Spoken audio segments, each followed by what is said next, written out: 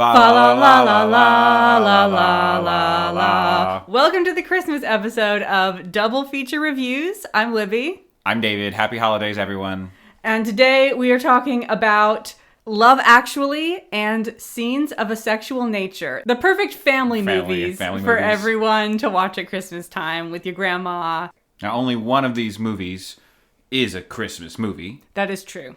The other one we said is going to be supporting our friends in the Southern Hemisphere, where there's not a lot of summertime content at the holidays. So it is important to represent that group. Yes, shout out to everyone in Sydney, Perth, Joburg, Rio.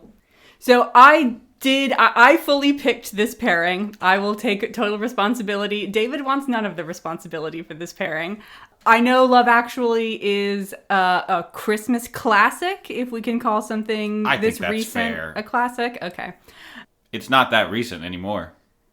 That's true. I was alive when it came. Over 20 years old. It's not How the Grinch Stole Christmas. It's not It's a Wonderful Life. Those are both, it's a 21st century film. I would love to see a viewing survey on those two films. I wonder what percentage of Americans under 30 have seen A Grinch Stole Christmas or A Wonderful Life. I really don't know.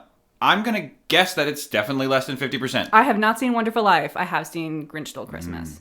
Grinch Stole Christmas is better than It's a Wonderful Life, but we'll get there. Yeah, and also Sound of Music, which you've already talked about, is considered by many people a Christmas. It's shown on TV at Christmas a lot, even though it appears to be set mostly during the summer and has no Christmas content. There's no winter content in The Sound of Music. Yeah, there is some sort of churchy singing, which might put one. I think a lot of people mostly hear churchy singing. That's the technical term. In a Christmas Carol context. I always get confused between The Sound of Music and The Wizard of Oz, if they're supposed to be shown at Easter or Thanksgiving or Christmas. I feel like every time I look up either of those movies, I get a different answer to what holiday they're associated with. Well, The Wizard of Oz is an Easter allegory. Dorothy returns from the dead after being whacked on the head real good. Is that what happens in the Bible? Does he get whacked on the head real good? Which part are you referring to? A lot of things happen to Jesus in that sort of final 6-hour period. Yeah. And I bet getting whacked on the head real good did occur. I mean, I think that's a fair assumption. So I did pick this pairing because I felt like it was time for me to watch Love Actually, which I had never seen before. And I'm like, Libby, you're doing a film podcast now. You need to have seen these movies that literally everybody else has seen, including David. You had seen this one before. Yes, I have seen Love Actually before. I think I've seen it 2 or 3 times. I've never seen Scenes of a Sexual Nature before. I don't think I'd ever heard of this movie until you recommended it as a pairing for Love Actually. Yeah, I'm not sure it had a theatrical release. It did have a theatrical release. Oh, well done, kids. It didn't do very well, though. It did not make its budget back. Did it have a theatrical release in the United States? No, it was not released in the United States. It didn't even get a wide release in the United Kingdom. It was only shown at select theaters in the UK. So since I demanded this pairing, I will go ahead and present my title for this double feature. It is A Very British Quickie, which I think is really addressing all aspects of both of these films. They're both very British. That's true. They both are about sex and romance. And they're both short stories about sex and romance. Are there any quickies in Love Actually? I feel like that film has a much too high-minded idea of romance to support that type of relationship. Or maybe I'm missing something. Maybe there actually is one. Is there any sex in Love Actually? Oh, that's a great question. I don't think so. I don't think so either. Scenes of a Sexual Nature at least has implied off-screen sex. I think the closest we get is the Martin Freeman, and who's the actress that Martin Freeman is paired with in this film? That is Joanna Page. Joanna Page. And I don't remember their characters' names, unfortunately. John, and on IMDb, she is credited as Just Judy. That's right, of course. John and Judy. Just Judy. I think John and Judy are the closest we get, not, of course, in what we see them doing on screen, but they clearly are forming a relationship.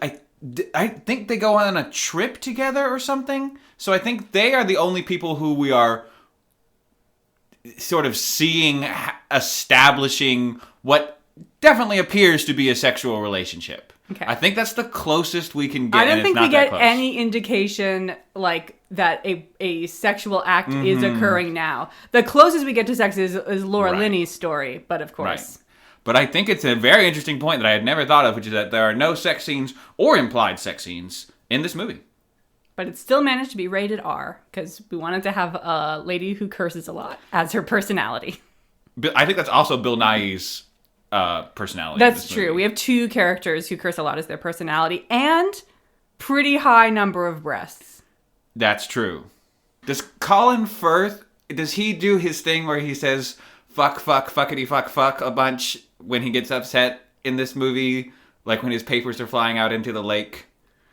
I mean, that's not really something I would register Okay. because fuck is not a sensational word to I me. think I'm actually thinking of different Richard Curtis movies. So I think not. I'll go with not. So if you have not seen either or both of these movies and you still want to listen to this podcast, we welcome that approach to media consumption, and David will give you a précis on what goes on in each of these films. Gladly. What an introduction. 9 stories of Londoners looking for love intersect as Christmas approaches. And for scenes of a sexual nature, 17 Brits cross walking paths and expose their desires in London's Hampstead Heath Park. And yes, I am aware that Hampstead Heath is just called Hampstead Heath. It's not called Hampstead Heath Park. And I think the correct preposition is on. You are on a heath. Oh, and you're on the heath. So I do apologize for my American syntax. We did also skip the title section of the podcast. I did mine. Didn't I do mine? You did not do yours. We did not do the titles yet, but maybe we could do them now. I'm so confident that I said my title is a very British quick with a very British. Oh, a you're very right. British quickie. I never did mine. I'm so sorry. Go ahead. Well, it's not that... we don't need to, but sure. I want to hear it. Great. So my title is Love and Desire Express Themselves in the Same Way. This is a quote from A Happy Death by Albert Camus, which is the predecessor, proto-version of The Stranger, which is so heavily referenced in scenes of a sexual nature. And misreferenced. So we're going to talk about Love Actually first, and I'm going to go through the extremely long cast list. Do you guys remember episode 2 when we did Gosford Park and Knives Out? It's going to be that again.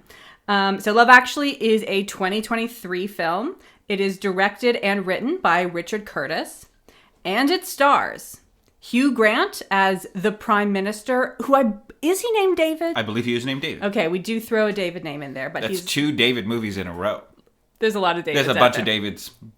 We're around. Yeah. And now we have a positive portrayal of a David. Yes, we get the David villain and the David hero. Yes.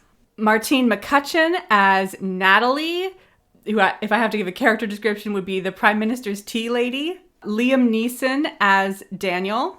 Laura Linney as Sarah. Bill Nighy, who, if you watched our last episode, I'm very impressed. If you listened to our last episode, you'll remember him from Shaun of the Dead. He is playing Billy Mack. Gregor Fisher as Billy's producer, Joe. Colin Firth as Jamie. Emma Thompson, who also appeared last episode, as Karen. Chris Marshall as Colin Frizzle. There is both an actor and a character named Colin in this movie. So, and I think this is going to be a situation where we refer to characters by the actors' names more frequently, because I honestly cannot remember the characters' names. Colin, the character, I think we're just going to call Colin. Yeah. And Colin Firth, the actor, I think we're always going to say Firth. So that'll it. help you out. Heike McCatch as Mia. Martin Freeman, also in our previous episode, as John. Joanna Page, as we mentioned, as just Judy. Nobody else has a last name, but the fact that Judy doesn't have a last name is for some reason important. Andrew Lincoln as Mark, Keira Knightley as Juliet, Alan Rickman as Harry, and Thomas Brody Sangster as Sam. With that absurd list out of the way, David, how did this film get made? So originally this was going to be 2 different movies. Richard Curtis is a very well-known writer of rom-coms. He did 4 Weddings and a Funeral. He did Notting Hill. Bridget Jones' Diary. And he was writing 2 separate projects. The Hugh Grant Prime Minister Bill Clinton allegory movie and Colin Firth and his author who fell in love with his housemaid in Portugal. So these were two separate films and couldn't quite put them together, and so he put them together.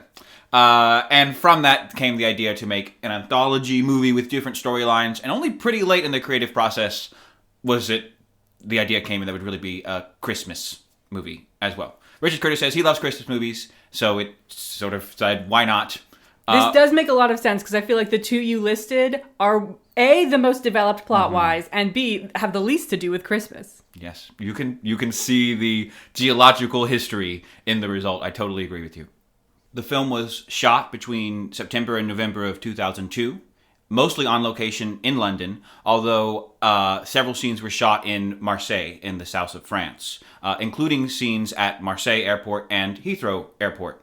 All of the shots from the beginning and end where we see people greeting their loved ones were totally real shots from Heathrow Airport, where they were just filming people secretly, and then when they saw something kind of cool looking, they would run up and get them to sign a release from it. So those are candid shots from London and from Marseille.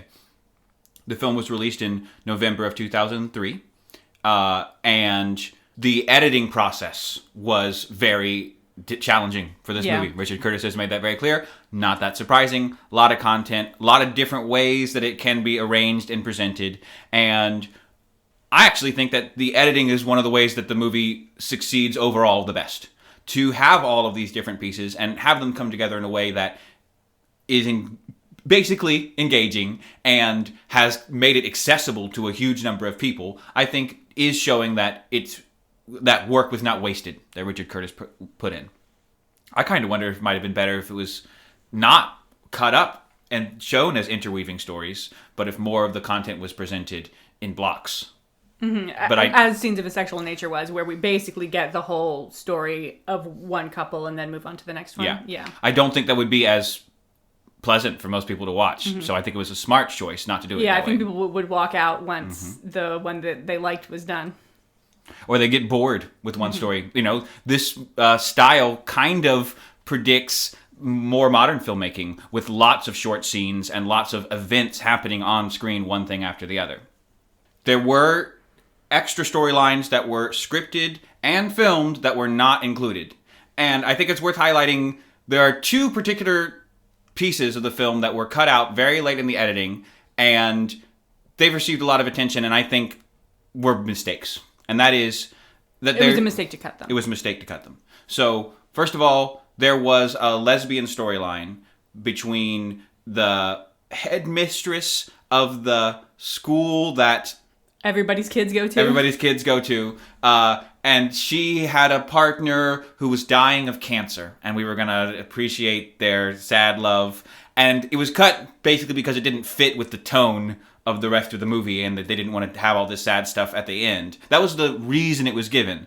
But there are a lot of other sad things in the movie. Yeah, well, also, I mean, this series displaying all different kinds of love really notably does not include any queer couples. Mm-hmm. I think I would have liked it less if the one queer couple resulted in a death. That's a good point. The other piece that was cut was there was going to be a brief sequence in Kenya. So there was going to be, in the back of Alan Rickman's office, there is this photograph of women sort of toiling to survive in Kenya. And at one point, we were going to just cut into this picture. And so that's interesting for people to watch, and it fits well with the thesis of the movie that everyone in the world cares about love, and love is important to everyone's lives. And to me, the one thing that makes the movie salvageable, potentially, is that is an interesting idea. It's very basic, and it's not new, but it's not something that's normally presented in a rom-com. Most rom-coms are just about people are in love, and are they going to get together? And this movie is ideological and somewhat persuasively ideological.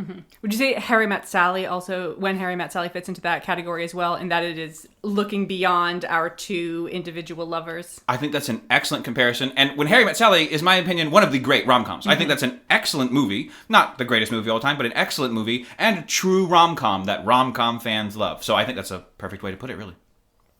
The other big piece that was cut out or edited is Rowan Atkinson's character. So in the originally scripted and filmed version, Rowan Atkinson's character is an angel. And okay, that makes sense. His bumbling intercessions are intentional. He is on the side of good. He's trying to persuade Alan Rickman not to buy the necklace, and he's letting the boy run into the airport security situation. So, and then at the end, we see him ascend into heaven. Yeah, that was kind of the impression I got. When I first saw Rowan Atkinson, I was like, okay, we just got Rowan in for a 10-minute cameo where he does his clown spiel. And then when he came in again at the very end, I was a bit confused because rule of three, I feel like we need the setup, the reminder, and then the payoff, whereas we just got the setup and the payoff. And I was slightly confused as to why he was in there again. Emma Thompson has made very clear that her emotion and sadness when she discovers that she's being cheated on in the story is driven by real-life events, because she really did have a heartbreaking relationship with Kenneth Branagh, someone who's already been featured on this podcast, and they were married, and Kenneth Branagh... I don't think any of his films have been featured on the podcast. He had to direct her? I think I just talk about him a lot. He was in Oppenheimer. Oh, yes, he wasn't. He was our favorite part of Oppenheimer. He was your favorite part of Oppenheimer. He was my favorite part of Oppenheimer. I thought he did a good job. I used a royal we. Got it. So Kenneth Branagh had an affair with Helena Bonham Carter, which broke up his relationship with Emma Thompson. And so Emma Thompson has made very clear that that's what she was crying about on screen. And as a matter of fact, Emma Thompson had the original idea to have these crying scenes in the movie. That was not in the script. And while they were filming, she told Richard Curtis, maybe there should be some scenes where Emma Thompson really just breaks down with all the emotion. We see her crying. And Richard Curtis said, sounds good. So he just sort of set up a still camera. And Emma Thompson did 11 multi-minute takes where she walked in and out of the room crying about it. The film was a big box office success. It made about $250 million against a $40 million budget. So that's like a 500% return on investment. This is a very financially successful movie. And it continues to be, so yeah. That's right. This movie is being shown on television. It's being streamed. It's a moneymaker. It's being talked about on top podcasts around the world. They're not sponsored. That's not... We're not licensing the discussion of this podcast. No, but someone is going to watch the movie because we talked about it. You're welcome, Mr. Curtis. He is also a producer on the film. The reception for the film has not been as universally positive. It's pulled up to about a 64% on Rotten Tomatoes. Does that mean it was much lower upon release? I don't know that to be certain. Okay. But I believe... Well, I don't know that to be certain. I won't comment at this time. On IMDb...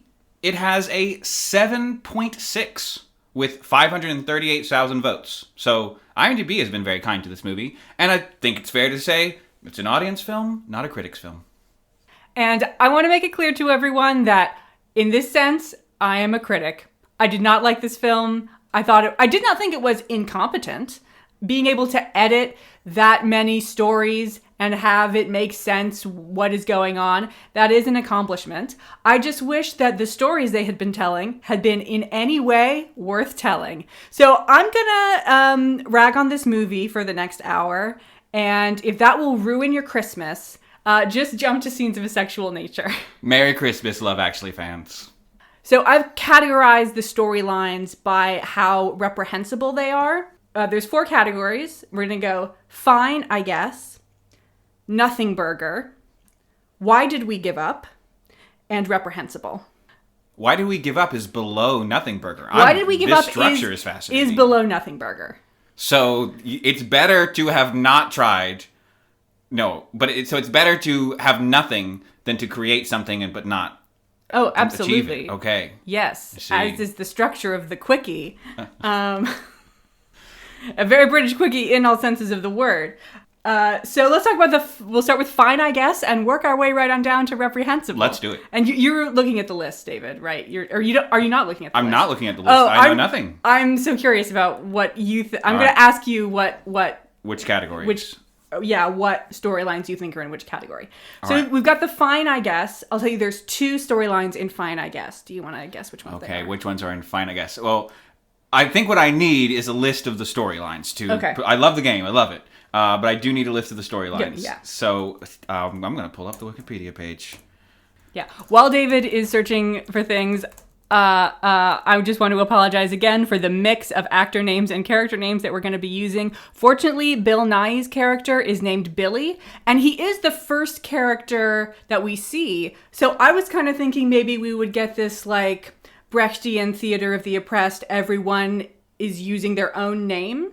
So like Emma Thompson's character would be named Emma. Martin Freeman's character would be named Martin. That would have made our lives a lot easier, but maybe struck too close to home for Emma Thompson, I guess. Okay, so the 2 that are fine, basically. Fine, comma, I guess. Fine, comma, I guess. Thank you. Let's be clear. Fine, comma, I guess. Oh, see, I think there's only one that's fine, comma, I guess, and it's Bill Nighy. That's where I'm at on this. So you could have picked different ones. I'm going to guess that you picked the Keira Knightley one. Okay, both wrong. Okay. The fine, I guess, Colin Firth and Aurelia. Jamie and Okay. Aurelia's story gets a fine, I guess. And Liam Neeson helping his stepson also gets a fine, I guess. Interesting. So, starting with Jamie and Aurelia's story, there are definitely things one can critique about this, like it seems like they fall in love awful fast, but like I understand what the medium we're working with is. It's an anthology, so it's going to be shorter.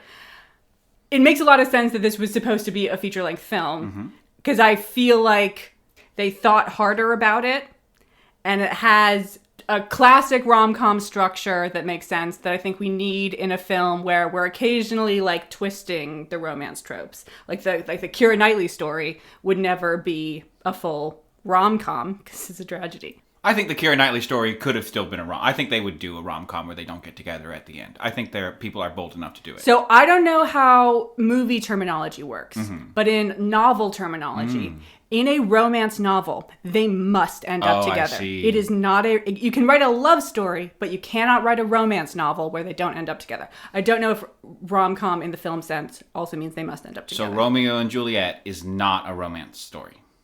No, it's a romance story. It's not a rom-com for obvious reasons. Yeah, but they don't end up together at the end of Romeo and Juliet. Romeo and Juliet is not a romance novel because Okay. it is a play. The story of if one was to novelize Romeo and Juliet, you couldn't put it in the romance section. Correct. Interesting. Well, I don't think that holds as true for film.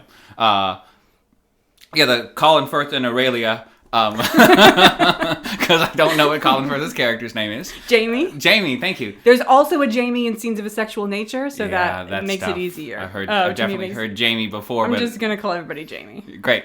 Is Jamie Tom Hardy in Scenes of a Sexual Nature? No, Tom Hardy is Noel. No, that's right. I don't remember who Jamie He has big Jamie energy, way bigger Jamie energy than Noel. He is energy. serving a lot of Jamie. Yeah, like completely. So, but okay, I believe you. Yeah, Colin Firth does not look like a Jamie at all. Oh, well, I think he kind of looks like a Jamie. I believe him as a Jamie. So Jamie and Aurelia, that's definitely our biggest, or not definitely, but it might be our biggest budget story. I mean, Yeah. it has multiple locations. It has the most, like, Nice locations. nice locations, pre-planned shots. You know, that shot of the kind of the shot of Colin Firth looking out over the lake with that house behind him. That very nice sweeping shot moving across the language learning classroom where he's practicing words. You can tell that somebody actually thought about, okay, how are we going to do the cinematography of this? So I totally agree. That's the one that really shows this was a feature film, kind of. Of course, it does still have some problems. The biggest one is I made a separate node for called This Doesn't Happen. There are several things that occur in this film that bear no relationship to real life. And Jamie and Aurelia's story does include one, which is that when you rent a house, your landlady is not going to show up on the first day and say, I found someone to clean your house. You have to drive her home every day.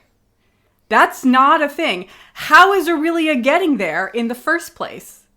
I could believe that there's some sort of homestay situation in Portugal where this could arise. They're in France. Oh, they're in France. Thank you She's for clarifying Portuguese, me. but they're in France. You're right.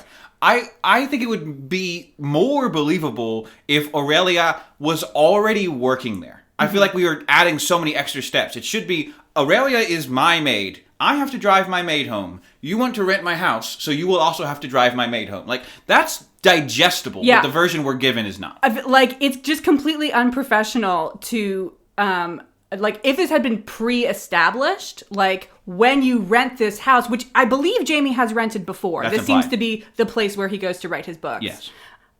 If this had happened before and it was a pre-established thing, it's like, oh, we have a maid that you have to drive her home because, I don't know, the buses stop at 4 p.m. Also, how clean does this house need to be is my other question. Well, Jamie is just leaving plates everywhere. I mean, I think he's looking for... Jamie is at one point surrounded level of by service. 6 cups of coffee. And also enjoys writing his novel. It's 2003, and we know that because it's we know this is post 9/11. This isn't going to tie in to any of the stories, but I do think the 9/11 reference at the beginning was a little tasteless. It's also interesting. It is, I mean, it's very much other times. That's what people were doing in movies.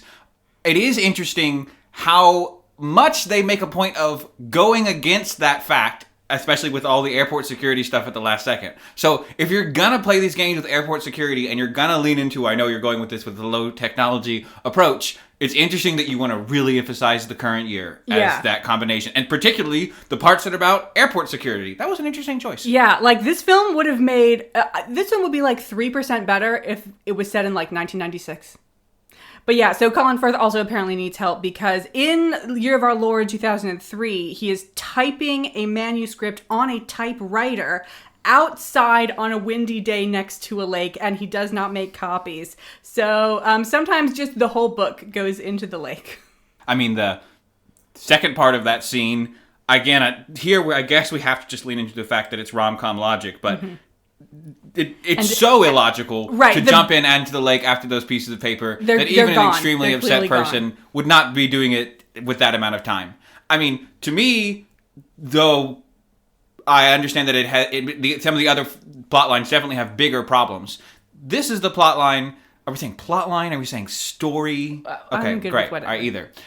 This is the plot line that has the most egregious rom-com sins. Yes. In that it has people acting in ridiculous, hypertropic ways that, you know, I'm not a genre person. I love actually pulpy content, and a lot of things about genre, quote-unquote, movies are great. But I'm never going to give any movie the ability to have bad content because that's what we do in this genre. And the ending of the river scene, the lake scene, and the whole final conclusion scene in Portugal of that storyline, I understand that for a lot of people that's what they want from a movie, but it's bad and boring. I didn't think the final scene in Portugal was egregious. Now, we were watching the print we had of this film did not have subtitles. We could have turned them on. You said you didn't want to. Oh, okay. Would the subtitles have just been in Portuguese? No, they would have been. But they would have. I think they would have been in English. I don't know. We didn't turn them on. Well, admittedly, I was spending a lot of time in that scene trying to figure out what he was saying as someone who doesn't speak Portuguese but does know some French and Latin. So my cinema eye was not particularly open. I was too busy using my language's ear, if you will. This is a bad metaphor. I was like, that's kind of grandiose, but it's not like no one would ever do that. I don't think anyone would ever, without having ever established a romantic relationship with someone, apart from some ambiguous and unconsummated flirting, show up to their house and say, "Will you marry me?" And the person would say yes, and everyone would clap. Oh, I didn't know he said, "Will you marry me?" Because I didn't know it, because I don't know how to say that in Portuguese. I thought he said, "I love you" or something. I believe he said that too. Okay. But that's a bit much. You know, it's kind of funny. It's kind of well executed, but it's not keeping with the same level of reality, which is not a totally grounded reality, that the rest of the film is. I'm going to disagree. There is another storyline, which is farther down the list, which gets even more cartoonish. If you think for a second, you'll remember what it is. I'm sure. But yeah, so I think I'm willing, I'm not saying this is good. I'm saying it's fine, I guess. I'm willing to go with the heightening of reality of the final restaurant Portuguese proposal, because someone might run into someone's place of work and say, I love you, will you be with me? And we're just heightening that to say, will you marry me, in a language that I didn't understand. But the lake scene, like, it does not...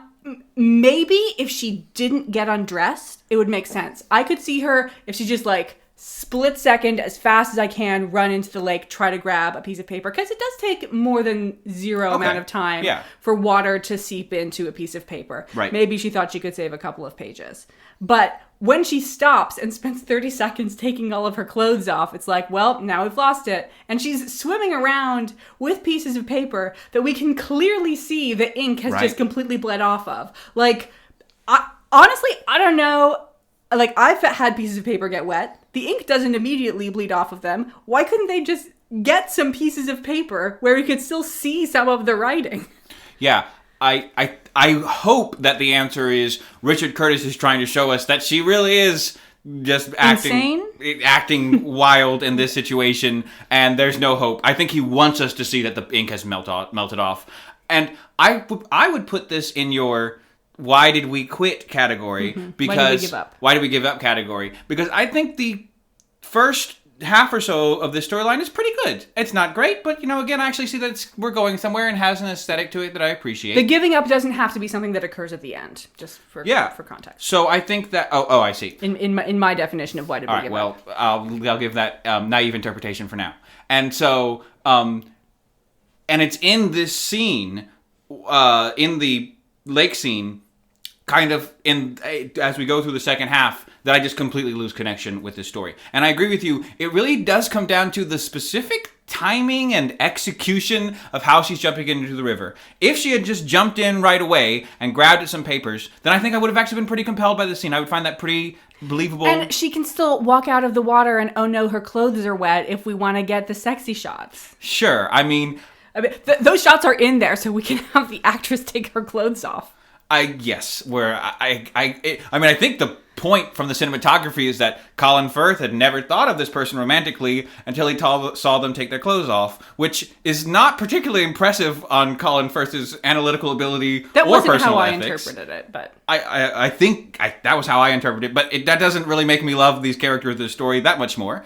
Hey, look, if we want to have a sexy shot, if we want to find a way to interject some tension into this storyline, then okay, we could put her in a dress that she can take off in 5 seconds, at least. The fact that we have this... We've got like a sweater and then a blouse piece thing taking off. It's so clear, I think, to even a generous viewer that by the end of this person taking their clothes, or have them run up, take their clothes off in a fit, and then realize this is ridiculous, stop and turn around and be exposed to Colin Firth, excuse me. The bold choice to have Colin Farrell just be in that one shot.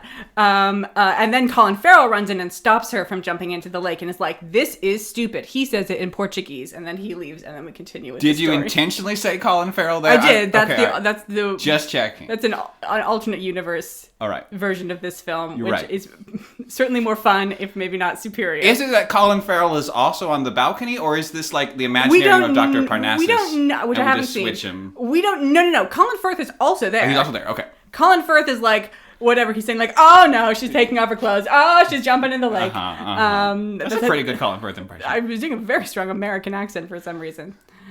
You got the rhythm. I think I got the attitude correct. Yeah. And then Colin Farrell runs in and is like, no, it's gone. Right. Yeah. What I was going to say is, if you could still hit all of the beats that we wanted to hit with this scene, but you have Colin get to her before she jumps in. So now she's naked and he's grasping her even sexier. Exactly. He's like, it's not worth it. So, pretty good idea for a story, but I feel like the final execution with if you want to try to make it more sexy, that's fine. But and if you've not the most naturalistic portrayal of people, that's fine too. But it moves it too far. And then the closing piece, though entertaining, to me, I'm just disconnected now. And this is a cartoon, and it's not that funny or that interesting. I agree that the most interesting parts of it are thinking about the Portuguese language and think, Portuguese is like other languages, and we can kind of understand him in Portuguese, and I kind of know what he's saying. So that was the most interesting part of that, and that's not good. Yeah, watching him attempt to speak Portuguese by just using like French and Spanish and anglicized and francofied English. I love the shot of him in the language school, yeah. that sliding shot. I mean, it's used in that particular setting a lot, but it looks great there, and it's a great way to introduce us to the character. And we kind of know who it's going to be, but we still get a nice jolt when we see Mr. Firth. So I'm going to put that in the why did we give up, but I may be interpreting it wrong. Yeah, so that was Fine, I Guess. The other Fine, I Guess, is the story of Liam Neeson helping out his stepson. The character's name is Sam. So we've got Liam Neeson, the actor, and Sam, the character. That's how it's going to be. Is Liam Neeson's character named Daniel? That's an interesting It might be. guess. I thought, like, this one initially had the most promise. I will say, I didn't like this movie. But there were, on several occasions, like 3 whole seconds in a row that I did like. And I think the shot where Liam Neeson, like, this ridiculous song is playing and he's picking up the coffin, the casket that his wife is in, Liam's doing a great job of acting like a very sad man. I think Liam Neeson killed it in his performance really Yeah. throughout the whole movie. Yeah. He's compelling and interesting, and he kind of is able to work with the different tones the movie is asking him to deliver pretty consistently. So I was impressed. Yeah, some of the actors, I would say Liam Neeson, Alan Rickman, and Emma Thompson are really notable for their performances and what they can do with what is, on occasion, absolute crap. I love Alan Rickman as an actor. I don't think he's given any opportunities in this movie. And I think he does what he can do pretty well. His best moments are when he's annoyed at Rowan Atkinson while he's wrapping up the gift. Those, however, are not acting moments. As a matter of fact, Rowan Atkinson was genuinely doing 15-minute takes doing this to get a reaction out of Alan, which apparently was almost entirely natural. So I'm not confident Alan Rickman did any acting in this movie. He's almost totally neutral about everything, and he's not even especially sad when Emma confronts him. So I think he was given no opportunity. Well, we'll get to their story later because it's not even fine, I guess. So yeah, well done, Liam. Well done, Liam. I think that the child actor they had, who's playing Sam, like was not doing a great job. It didn't help that he had ridiculous lines. I thought he did very good. I thought it was terrible writing. Yeah, it's terrible writing. But I thought he actually did a very good job. He was, from a theater acting perspective, which actually is an unfair way, but he was presenting himself well. He was clear and engaging. He had strong emotions. He was pretty believable. I mean, I'll even forgive some of his cartoonish writing because it's writing for a child, and that's hard too. So I'll give him an overall pass, maybe even a thumbs up. Yeah, I mean, I would say, like, for a child who has, not been in this profession very long, I don't know if this actor has been in several other things. This might have been, I believe he played Ender in Ender's Game. Oh, later Ender. Okay. I think this is him. That I think you're right, yeah. And he's also been in, like, I don't know, The Giver, one of those. I didn't see that. One of those YA adventure I've series. not seen these movies. Yeah, but for, like, I think he's doing a totally acceptable job for a child who is playing, like, a main character. He's doing the work. We're getting through those scenes just fine with him. Yeah, so if that had been turned into a feature film, I think it would have been fine. I did have a couple problems. We did mention the ridiculousness of him being able to run through the airport in a post 9/11 world. Too much. Whereas if you had put it 4 years earlier, this would have been totally believable. He's also amazingly athletic because he's like straight. He's outrunning these adults. He's outrunning these guards, and they do have some parts where he's sort of running behind people, but there's a couple stretches where he just outsprints them down some corridors, some big open corridors. So this child, if he's really trying to get the attention of a girl, he needs to switch his career path. This kid needs to be out there on the soccer field because association football is your future, my friend. You're going to be great at that. And get so many girls. Or maybe get just this one whatever. girl. But if you want to get people's attention, I have a way that you can get people's attention. Just run across Throw the away room. the drumsticks. The whole tension of this storyline is that Joanna, his beloved, is going back to America. And we are led to understand throughout most of the film that she's going back for good. Like, if he doesn't say I love you now, he's never going to be able to say it. And this is why Liam says, you gotta go. You gotta tell her. But then at the end, when we return to Heathrow arrivals and everyone's coming back, Joanna and her parents are also coming back. So I think she just went back for Christmas break to visit her grandparents. Maybe the creation of their relationship changed their family plans. Maybe they're high enough income that they can go let their daughter see her boyfriend. Maybe this 11-year-old said to her parents, Mom and Dad, I really love this kid from my school. His name is Sam. She does know his name, That's yes. Right. Mom and Dad, I really love Sam. We have to move back to the UK. Maybe they're just visiting when they arrive at the end. Maybe that's the vacation and they have moved back. Also, maybe Sam is not being a very good job of explaining the stakes of the situation to Liam. Maybe Liam's reaction is he doesn't realize that he's coming back and Sam is just being dramatic and short-sighted. I'm not saying there's no way you could have fixed this. I'm saying they didn't fix this. Yeah, and then the final issue I had with this storyline is maybe the most fun, and it is that this is the storyline that makes us question the existential nature of this film. So there's a couple of occurrences where Liam Neeson's character, and I am going to look up his character name because it actually is really important, whether we're talking about characters or actors here. It is Daniel. So Daniel makes it pretty clear to us that he is attracted to top model Claudia Schiffer. Claudia, she's German. Claudia Schiffer. He says, you know, my wife said that if I was going to bring another woman to her funeral, it should be Claudia. There's another point where we talk about how attractive he finds Claudia Schiffer. So at the end, Claudia Schiffer is in the movie. Her name is Carol. Her kid also goes to this school. Well, we don't know her name is Carol. We see Claudia Schiffer there. And Liam, you know, bumps into her or something. And then she says, my name's Carol. And I'm like, I'm sorry. So in this world, the real person, Claudia Schiffer, does exist. And also, this person who is Claudia Schiffer also exists. This is something that I think makes the movie better. I think it's one of the best parts of the movie, and I love it. I love that Claudia Schiffer is in it when she's being referenced. I love that there's a character that's the same look as the actor. I think this is great, and it's fun. The other world-bending thing also occurs as a result of the Liam Neeson storyline, and that is that he shows his stepson Titanic. And Sam refers to the characters as Kate and Leo. Kate Winslet and Leonardo DiCaprio, not the characters' names, Jack and Rose. So we are not in some alternate wibbly-wobbly, timey-wimey world where perhaps the movie Titanic exists, but those actors aren't real people. So Kate Winslet is a real person in this world.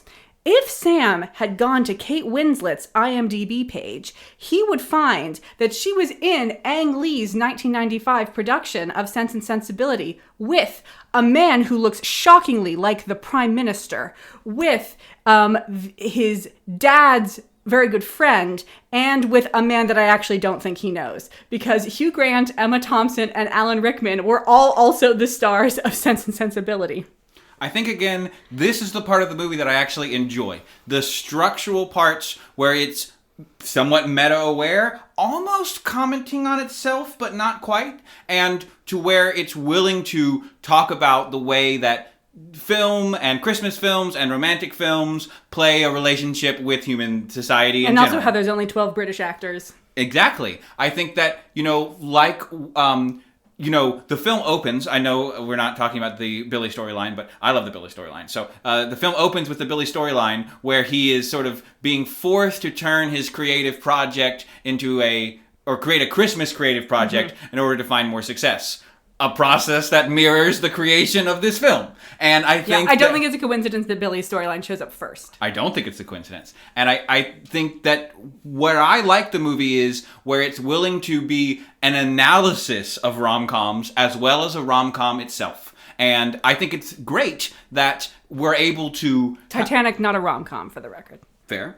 I think it's great that so many people are interested in a movie that's encouraging you to think analytically about film. And again, that all of these pieces, which I think is something that's not so much true of scenes of a sexual nature, do try to come together to make an idea that is interesting and relevant about the universality of love and life. And so I'm willing to forgive all of that, and I think to me that's a lot more entertaining and interesting than most of the rest of stuff that's going on in the movie. I'm not saying this is bad. I'm saying this is wild, which is very different. So that's why it's still fine, I guess. Okay, I see.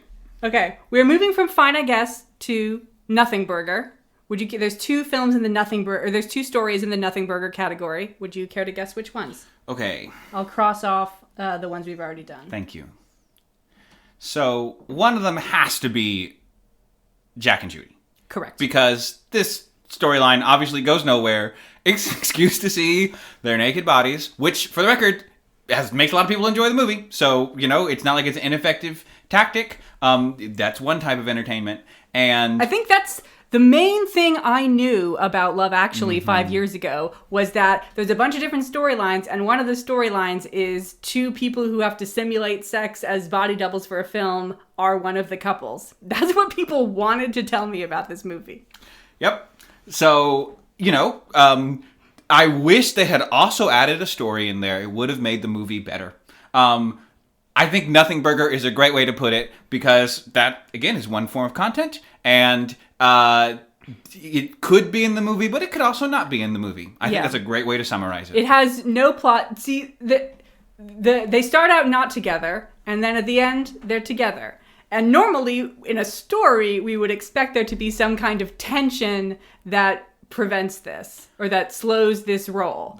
But there is a situation presented, which is that like they are colleagues in fake jobs, in jobs that don't exist. Like I think they could have worked in an angle of like, but we work together, and that would make things awkward or something. So I think there is something, and I don't think I can actually conclude as negatively as you are. I think Nothing Burger is a fair way to describe it from a narrative analysis point of view, but I think this is a plotline that does have something and actually makes the movie, all things considered, a lot better. If I had to do the tier listing of the plot lines, if the Billy storyline is my S tier, I would put maybe this one as my A tier, because what it does have is there is an obvious ironic situation going on where Martin Freeman is quite nervous and kind of hesitant about his relationship with Judy, moving it forward romantically and sexually, and he's sort of embarrassed about approaching her and making a move on her. And of course, that's kind of funny because they have been exposing themselves very literally to each other and have been in this situation that normally is at the end of a romantic conquest or process, and they start there at the beginning. And I think that is interesting. And I think the director has a lot to say in this moment. He is saying, isn't it interesting that we live in a society where people are often very sexually free, and perhaps if we tone the story down, where you might have a close friend that you very openly share all of your sexual experiences with and have a lot of fun banter about it, but then you also really have feelings for each other and you feel awkward about those feelings because that's so you're telling me you strongly relate to Martin Freeman in this movie? I don't know that I would say I relate to him that closely because I don't feel that awkward about making romantic engagements when the time calls for him, and I think you of all people know that. So not exactly, but I suppose I feel some awkwardness. There was more time. It's only natural in reality than in the Martin Freeman story. I'll say yes. So I think it's presented narratively very poorly, and it doesn't have any real narrative to it. But I do think there actually is something going on between the characters, and that is elegantly and subtly presented on the screen, while this other entertaining content is also going on. So I would say this is, again, one of the best parts of the movie, and overall pretty good. I would wish this part had been turned into its own movie. I think something very interesting could have been made of it. I think if we had added a plot, then maybe something could have happened. I agree. I disagree, although with your general point, because like this job that they have, which is body doubles for sex scenes, this is not a real job. Yep, it's a problem. And this is a cinematic job. This is a film industry job in a film. Now, sometimes movies make mistakes about, like, watchmaking. Like, that's not how you really make a watch. You actually need a different person with a different skill to do this kind of job. These people make movies. They know how movies are made, and they try to just they try to invent how movies are made in order purely to show Joanna Page's breasts. That's why. Like, body doubles are a thing. Sometimes your actor is fucking Johnny Depp and he's always showing up late and you need someone there to... Sometimes that's what happens. Or sometimes, the actors are very expensive, or it takes a long time to get into costume and makeup, and you need to, like, mark the scene. I think the main reason body doubles are used is because actors don't want to actually appear nude in the movie. They're too modest. I actually I'm really curious. Someone who's more involved in the film industry, let me know what, because I think more of the time body doubles are used to save money on your big stars. That's definitely true in general also, for body doubles, but not for nude body doubles. Okay. Well, these two, Jack and Judy. There are also characters named John and Joanne in this film. There's a character named Joanne?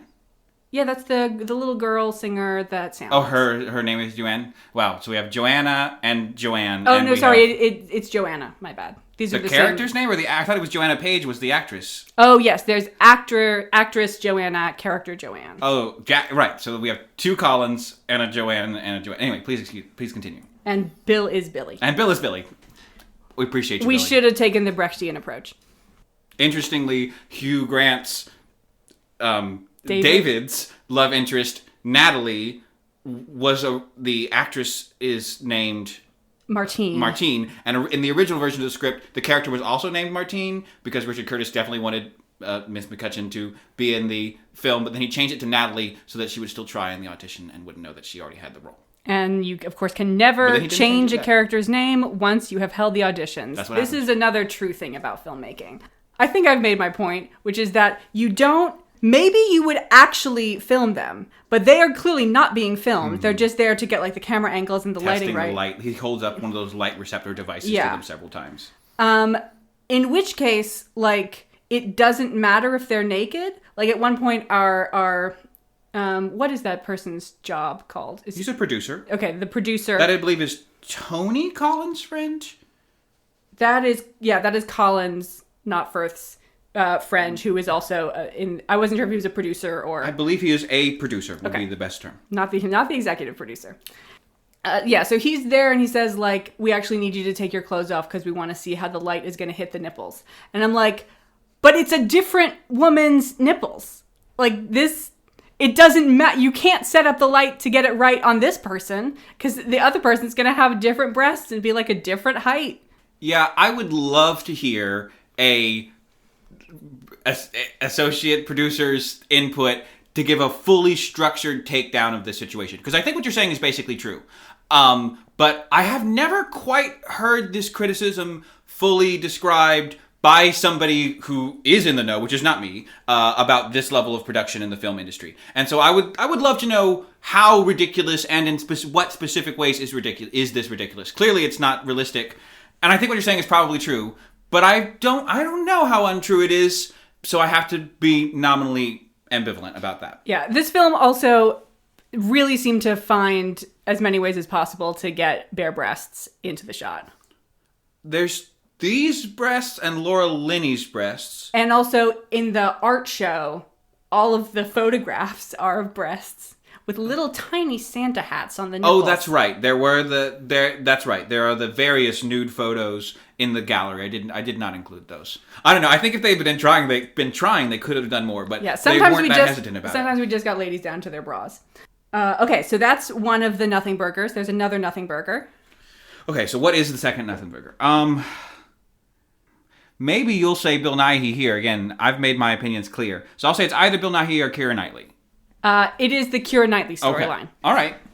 I'm sure you know that this storyline is one of the most malign things in the history of 21st century cinema. I think you're aware. Yes. I think the two things that I knew about this movie 5 years ago were that there are two people who get naked together, Did you know it was but they Martin don't actually Freeman? have sex. I don't think I knew who Martin Freeman was when I first heard about it. Okay. And so I knew about that, and I knew I'd seen like SNL renditions of the card confession.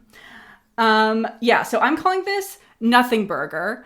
People do make criticisms of it, like this is a creepy stalker man. I feel like I can't make an evaluation, like the form of this film is completely hamstringing the potential for this storyline.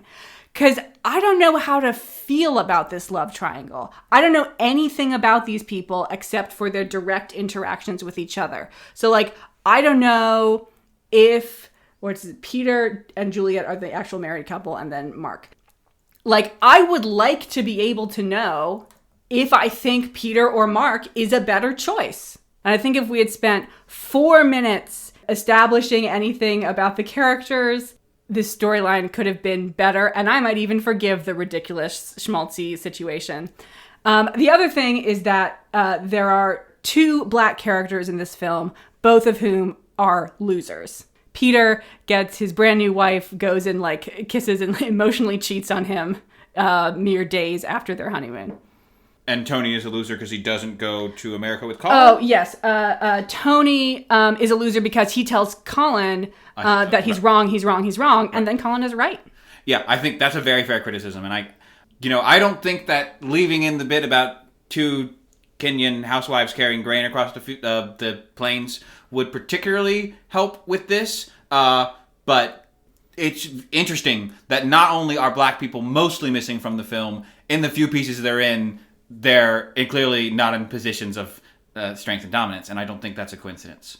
So I think that's totally fair. Yeah, and if Peter had like any more screen time, then that might have fixed that, or at least ameliorated it. Yeah, I think that it's tricky there because...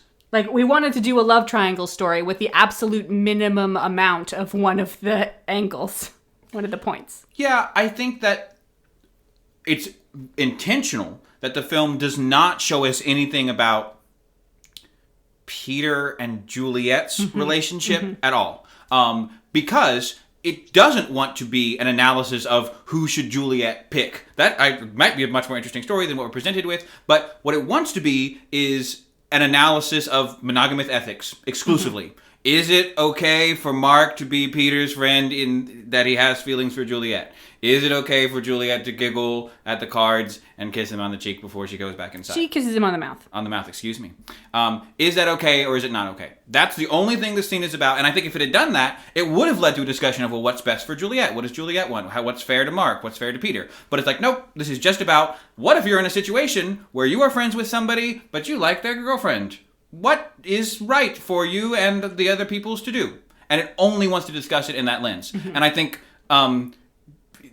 that's just something that's not that interesting ethically to an audience in 2024. Regardless of, what you think about it's right, I think most people in 2024 would say, well, that really depends on the individual situations of this person's relationship, and they need to work them out in a very individualistic sense. And that's just not what was considered socially appropriate at that time. So I don't think this is like poor narrative storytelling. I think it's very precise narrative storytelling that's trying to make us focus on a particular aspect of the story and not anything else. But it's just an aspect of the story that the modern audience isn't actually that interested in. Yeah, once again, my criticism is not with the structure of the stories. They're very effectively telling stories, which are almost all bad. Yeah, I don't think, for example, the Colin Firth Aurelia storyline is well structured or well told. And I don't think that this storyline is particularly well told. I think the Colin Firth Aurelia one is more interesting, it's more colorful, but I think this one is quite precise, although I understand that that's not what your criticism is. I'm curious, as well as these structural criticisms, just about your experience of watching the storyline. Again, this is one of the most hated on pieces of cinema in the last 30 years. Did you find it kind of fun? And it's only even been out for 21. Only been out for fair enough in the last 30 years, but I know what you mean. So yeah, it was hated 9 years before they even made the movie. I'll say this, by the way, in the scene's defense, I want to get this out here, which is that I may myself have made some jibes at this sequence at a few times in my life, and one of those jibes, insults that I did say in the past, was that, and that I think other people have commented on, is the way that the cards are written. In fact, that they're written in this very clear, big handwriting. I have described it as a PA's handwriting, like writing for cue cards on TV. It looks like, and I would say, okay, you've made up this whole scene about this emotional, personal moment, and then when you wrote the cards, you just turned to some PA and said, now write these things down on a card. This doesn't look like this person actually wrote these cards. These are clearly created by a production assistant. As a matter of fact, that is not true. I was wrong.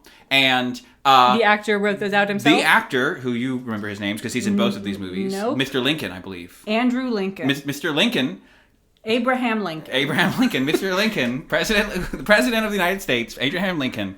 So he did write those cards with his own hand, and he said that they were not going to have him write it, and he said, no, I want to write it because I have excellent penmanship. I have superb penmanship, so if you're going to write some should be a cards PA. for my character, I want to write them. So, I was wrong. He did write them. Yeah. Well, I also have excellent penmanship. And so when I was watching that scene, I was not nitpicking the handwriting. Also, when you're writing that big, your handwriting is very different than when you're That's writing right. small. So like, yeah, for that particular scene, I have to say I've been so inoculated to it. You know, I had actually seen that scene before. I see. And I've seen SNL parodies. I've heard people talk about it. So I knew exactly what was coming. So I wasn't like, what a ridiculous thing. So I can't tell you what my You'd been spoiled. yeah, I'd been spoiled. I don't mind being spoiled. Anyway, those are our nothing burgers. So next category is why did we give up? David, what do you think are the two storylines in Why Did We Give Up? I mean, it sounds like it would need to be Laura Linney and Alan Rickman. Laura Linney is correct. Okay. The other one is Bill Nighy. All right, here's Bill Nighy. Okay, here's Bill Nighy. Bill Nighy is not in the reprehensible category. Got it. Okay, so I actually, there are a lot of things that I like about the Bill Nighy storyline. It's definitely the most like intellectual and meta and engaging with the blah, blah, blah. It's about friendship, the love between friends. There is a little bit, maybe no homo. I don't know. It's in there. It's in there. Let them kiss. Yep. It's probably at least the smartest storyline. Here's why I said, why did we give up? I think that Bill Nighy's character design was woefully inadequate. Every time he was on screen, I was like, that is not what this character would look like. I feel like I was watching a community theater production in which Bill Nighy was playing like 3 different roles and he had to do quick changes and he couldn't have too particular of a look in order to accommodate these 3 different characters. Not a professional film production. I think he needed longer hair. I think he needed eyeliner. And then I would love it. And then I would be like, Love Actually sucks, but there is actually this one good part. But no, we could not sell the character. Every time I looked at him, I was like, this is a dress rehearsal. This is a community theater production. It just looks way too low budget. Yeah, that's really interesting. I mean, again, as I've already made clear, this is the part of the movie that I would watch this movie. I would like to see this feature film produced, please. It sounds interesting, and maybe I'll watch this on Christmas with my family. I think that would be an okay choice. So, the look thing is interesting. One behind-the-scenes fact is that Bill Nighy was a very late cast. And originally, Richard Curtis had 2 other people in mind who he said both he thought would do it and are very famous people. Was one of them Mick Jagger? Because that would have been a great choice. He has refused to say who these people were. Because what happened was he had these 2 people in mind that he both thought would be great, and he couldn't pick between them. So he told his casting director, I cannot pick between these people. So I want you to find a different person. Don't tell me who it is, and pick somebody who I would never expect to put in this role. And they picked Bill Nighy. I think because he does look kind of like Mick Jagger a little bit. I think that's what happened. So if he had long hair and eyeliner, he would very much look like Mick Jagger. I wonder if one of those 2 people was Mick Jagger. Because Mick Jagger, of course, does appear in films. And this is a very Mick Jagger-y character. This is a very Mick Jagger-y character. So I think Bill Nighy was just like, do you want me to do a Mick Jagger impression? Got it. I think that what actually happened, or I wonder if what actually happened is he asked Mick Jagger and Mick Jagger said, I'm not going to do something that self-referential. I wonder. I don't know. So yeah. It is interesting that you highlight, I don't know that this person is really fitting look-wise. I think Bill Nighy, like his performance is great. Okay. And I think he could look the part. So this is a costuming and makeup problem. If the costume department had done their job.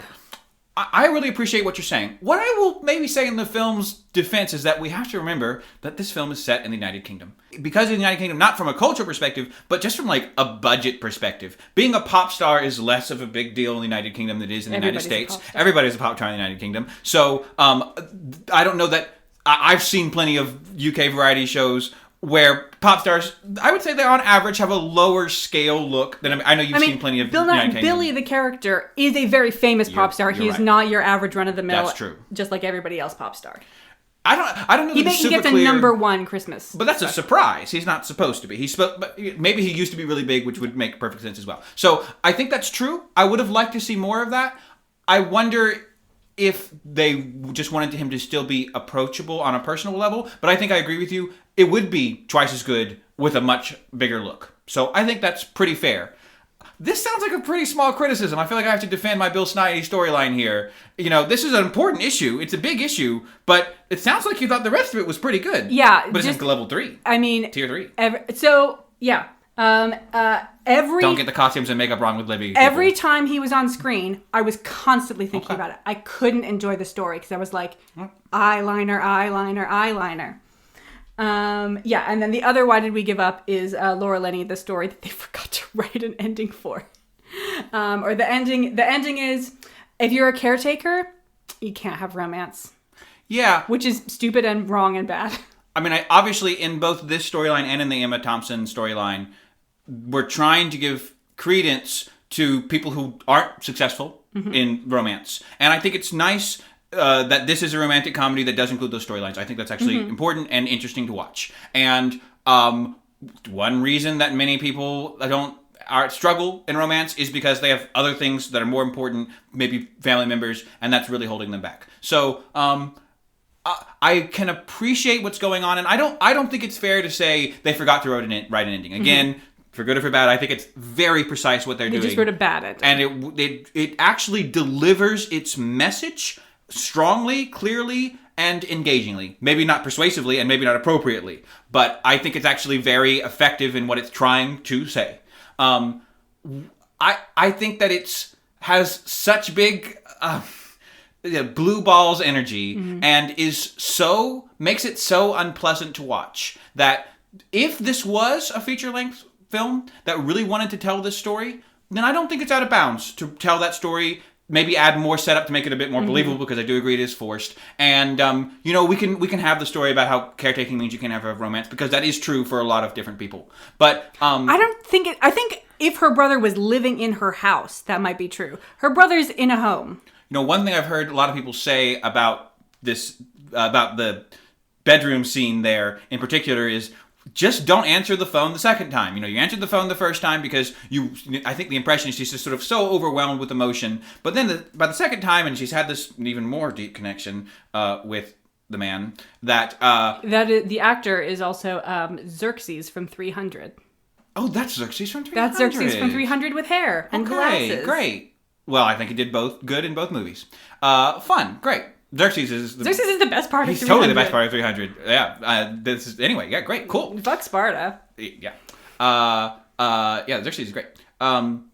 Cool. So when Laura and Xerxes are in that bed together, people say, "Yeah, why don't you just not answer the phone the second time?" And I feel like to some extent we're not giving enough that's missing the point. To the central point, which is that she answers the phone every time. And maybe that's right or wrong or helpful. No, that's for us to not be able to analyze because we don't have all the information. But she answers the phone every time. And look, if you have...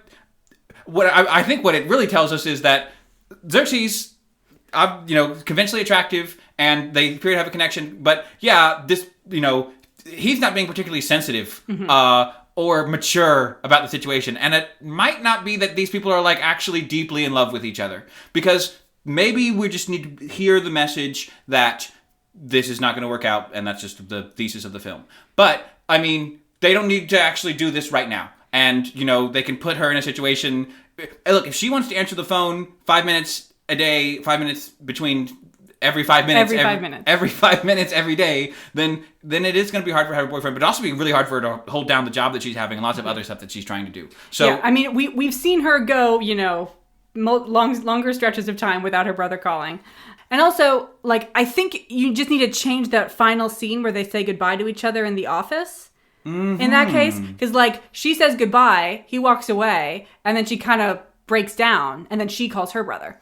She makes the phone call. Mm-hmm. I think I would have her be less sad about him leaving. Yeah. Just be like, oh, well, he's kind of shallow and I actually need a lot of support and he's not going to support me. Yeah. So I think, we don't need to have a storyline that is this sad and this defeated. Yeah. We don't need to do that. Or we could have her go to her brother's care facility and he gives her a big hug. So it's that is kind of what happens at the very closing shot. No. After the office scene. That's he's kind of sitting there. I want him to give her a big hug. He does give her a big hug in the final sequence. Okay. He does. So I think they gave you that one. I mean, I'm willing to go with the logic of the story because I don't think it's in the realm of unbelievability. And I actually think it doesn't really bother me that it's in the movie. I think it might even contribute overall well because it is actually a pretty interesting story, but I don't think that the film has the right intention. And here I'm looking into Richard Curtis's eyes, but I don't think the film has the right intention with really trying to make us just feel like, oh, this is just a kind of sad thing that happened. Okay, actually, this guy is kind of being a jerk, and this tells us something about their relationship. And I don't know if we should express that through Laura Linney being actually not that sad about it. Or, it could have been interesting if we could have still made it a happy story. Maybe in the final moments, Xerxes shows up at the care facility where her brother is, and then they all have a Christmas together. And maybe somehow we still know that they're not they're not going to have this romantic relationship, but now he is his friend and he is emotionally invested and he wants to help take care of the brother. That would be really heartwarming and still have that message about how caretaking and romance can be conflicts with each other. So I think that's the version I want. I think I want Xerxes to show up. I think we can do that. Yeah, I think that version's better. Also, would like to point out that this scene is the only this storyline is the only storyline that is told exclusively from a woman's perspective. So all of the storylines are from the male character's perspective, except for the Emma Thompson, Alan Rickman one, which is pretty evenly balanced, and this one where clearly the protagonist is Laura Linney. And those are the two ones where it's sad. Yeah. And I'm not very impressed by, being told that women can be successful as the object of attraction, but cannot be successful as the subject of a love story. Yeah. It's always difficult because there are a lot of people who struggle in their romantic relationships, and many of those people are women who struggle in romantic relationships because of society's oppression and prejudice against them. And so, we do need to recognize those problems. And if I think the film had been a little bit more forward with this idea, we could have still told the story. I think it's especially incriminating that all of the other stories not only are not really about a woman's experiences, but are explicitly told from a male's perspective. And I think it's I think just the numbers don't check out there. That doesn't even really match the audience. I mean, it's no secret that this movie is more enjoyed typically by women than by men, but yet we still need men as the deliverer of these stories. I think from a financial perspective, that doesn't add up. So that's it for the why did we give up. Then we have the reprehensible storylines. So that's the three that are left. So you pick what order you want to talk about them in. Well, hold on. Let's get Colin over with. Okay. Go ahead. Yeah. So I think Colin is the most reprehensible storyline. It has one redeeming feature. The others are a little bit more even. So the one redeeming feature is the joke about Americans wanting British people to say words. So that is a very good joke. I love that scene. It's not unique, but it's pretty well executed. I said, what do you call this? Bottle. Yeah. That is true. That is how Americans act. Yes. British people, if you are ever around an American, I want you to appreciate the self-restraint that they are demonstrating in not just asking you to say random words, because that is what we want to do. The rest of it is atrocious. So the storytelling angle is kind of interesting. So Colin is set up that he's like, I can't be with British women because British women have standards. I need to be with an American woman because American women are sluts. For British men. For British men. So he goes to America, and his friend, the other black character, is like, this isn't going to work. You're an idiot. The scenes between them are pretty boring because it's just that idea getting tossed back and forth for a total of 5 minutes across 2 or 3 scenes. Then he goes to America, and he's right. So it is kind of interesting that we've got, the story we expect is guy thinks one thing. To the audience, it's obvious that this is wrong. He goes to experience it, and lo and behold, he is wrong. We expect Colin to be proven wrong when he goes to Wisconsin. But he isn't, so that's kind of an interesting subversion. That's true. But this is the place where we turn into just utter cartooniness. Oh, I see. Okay. And I kept expecting there to be another subversion. So I kept thinking, when I saw the girls being so completely into him, I was like, they're trying to rob him. Like, I thought what the storyline was going to be is like, this bar is the closest bar to whatever, like, the cheapest flight from the US out of Heathrow is. And so these women, and so Colin is not the first man to have done this. These trio of barflies wait for British men to come thinking American women will have sex with him. They invite him back to their house with all of this ridiculous, like, this cartoony discussion of, like, you know, we can't even afford pajamas. And then they take all his stuff and kick him out in the cold. That's what I thought was going to happen. That would have been stupid, but fun. And then they say, like, so there's three of us, but you haven't met the fourth one. She's the prettiest. And I was like, okay, that definitely means she's ugly. So I thought either the bad version of this story would be he's, like, about to have sex with these three girls. The fourth one shows up and he thinks she's really ugly, but then he also has to have sex with her. And he ends up having a bad time. That sounds even worse than what actually happened in the movie. That is, like, the very bad, like, 1994 exploitation movie version that would happen. But I thought that might happen, and I would have been very disappointed if it had. I also thought, you know, stepping it up a little bit, maybe the fourth one shows up and she's, like, a normal-looking person. She is not fully made up with perfectly curly, perfect beachy waves. But, like, he actually likes her more. Okay, that sounds nice. But no, she's just actually also hot, equally hot to the other three, and she wants to be in a relationship with him, and so he flies back, and she has a sister, so our skeptical friend also gets rewarded, but also in having to eat crow. Yes, it was bad. Yeah, I don't know what to do with this, other than to try to be really clear about what's happening. Maybe it's just really obvious, but I just want to cynically explain what's happening here, as clearly, in case it's ambiguous to anybody.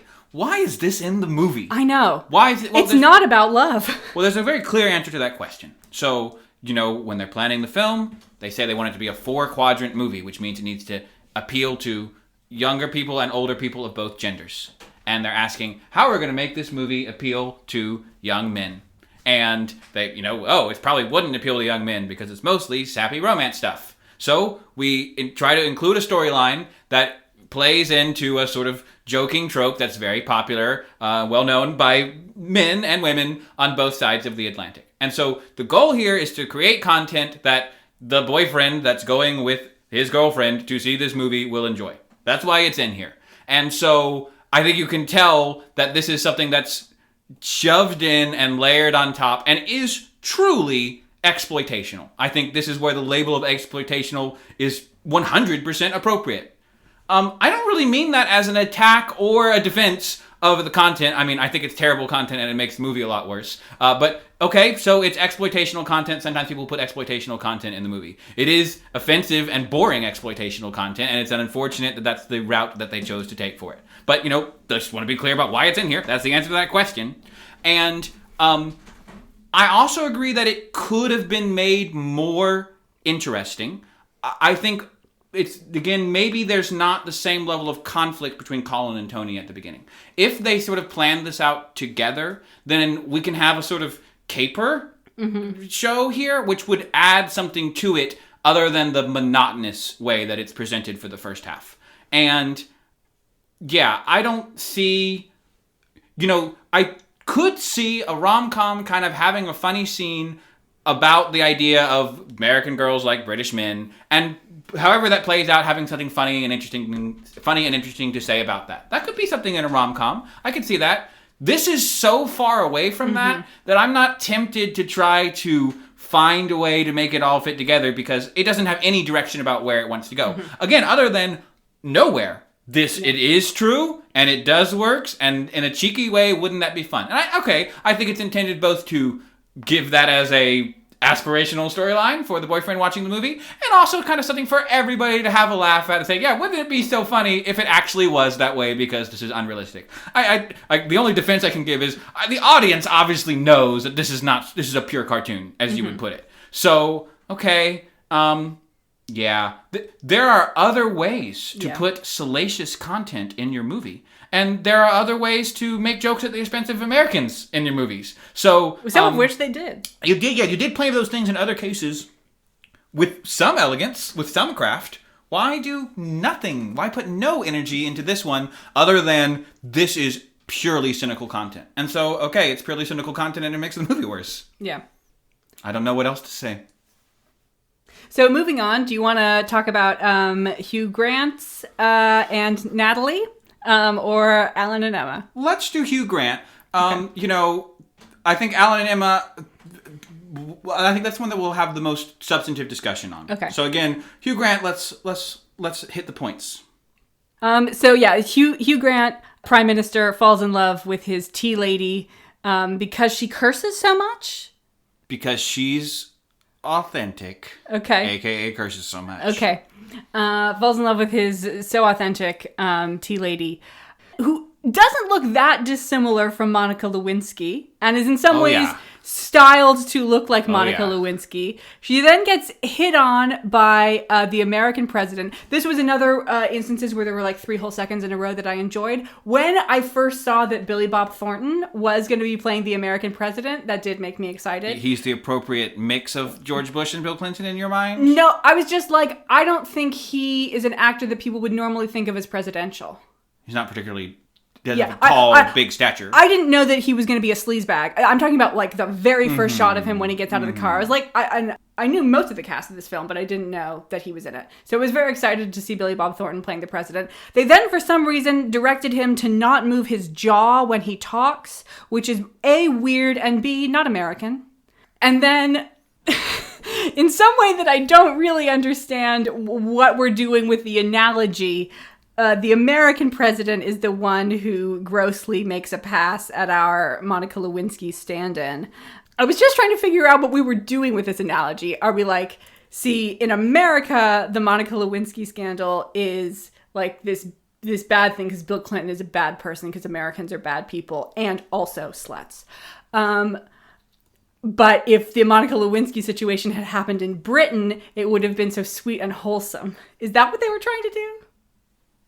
So, again, I think we can only explain this in a very cynical way, which I know is not pleasant, so apologies for all of our podcast listeners, but we have to make it very clear. I think what seems to be happening here is there's all this buzz about the Monica Lewinsky scandal, and the British audience is hearing this and thinking, yeah, that's interesting, but also kind of sexy. Ooh. Gross. Ooh, it's kind of sexy. Well, that's bad for Americans to do it, but wouldn't it be interesting if that happened in Britain? Maybe if I was the prime minister, I would. And also, Tony Blair is considered conventionally attractive politician at the time, and so they're trying to capitalize on the sentiment of, I wish Tony Blair would Monica Lewinsky me. That's what's happening in this movie. That's, I think, very clearly the intention of the director and the financiers of the film. So that is the explanation. I wish Tony Blair would Monica Lewinsky me. I think people will go see that movie. I think it is that simple, as distasteful as it is. Yeah, did Richard Curtis get like a really bad bout of food poisoning while writing the screenplay for this film? Because this plotline and the Colin plotline just seem like they were created by a different and completely juvenile person. Yeah, it's interesting again that the Hugh Grant is maybe the first part of this movie that was created. This is the oldest. This is actually the core of the movie. So I think Bill Clinton listened to the Monica Lewinsky hearings on the radio. Richard Curtis. Bill Clinton probably didn't listen to them on the radio. He was probably done. That would have been impressive. He had a little earpiece in while he was there. He might have listened to replays, but I think he probably didn't want to. That's right. So I think Richard Curtis was listening to the hearings play out and thought, there's a comment. I think that's what happened. I don't think there's anything else that's going on there. I think he thought that would be titillating. And he's like, it would be, obviously that's kind of inappropriate. So we'll have the American president do in a way that'd be inappropriate, and the British guy do in a way where, like, it's all good. Yeah, so I was just kind of... So the what exactly the analogy is supposed to be, I did find confusing. I don't think it's an analogy. I think it's just a purely aspirational experience. So why put the American president in there? If we just want Tony Blair... Because also the Americans are bad, and the American president is bad, and he was the American president is kind of Bill Clinton, a bit of a rough character, to put it mildly. So, we don't want to act like that was okay, but also we want to indulge in the fantasy. Were they trying to invite Monica Lewinsky to move to the UK? We were like, hey, our world leader would treat you right, Monica. Yeah, that's very interesting. The fact that it happened was weird. And then I was a little bit confused about what Prime Minister David, no last name, what his reaction to this attempted pass by the U.S. president was. It seemed like he thought, the American is being a bully. And so that's why he then gives his speech about, like, we're not going to let you bully us anymore. But then he wants to fire, or at least not have to work around Natalie anymore. And it's only when she writes this letter apologizing for being sexually harassed that he's like, oh, I need to go see her. So did he think that she wasn't into that, and that's why he made the speech about America we're not going to let America bully us anymore? Or was he like, oh, she was into that, and I'm sad that she's in love with a different world leader? Yeah. That's why I can't work around her anymore. I mean, I think regardless of which of those interpretations, and I will answer your question, there is clearly a big problem with the way that consent is being handled in this movie. Yeah. Because it's not clear, it's certainly not appropriate the way that Billy Bob Thornton is engaging with Natalie, and maybe we could conclude that Natalie somehow did consent or invite this behavior, but we don't really think so. Yeah, so we don't see it. We only see the very end. So, either way, it's clear that the president's behavior is inappropriate, and the way that David handles the behavior is not only inappropriate and not protecting the people that he's supposed to be supervising, but also just sort of really immature. Mm-hmm. I think that's true regardless.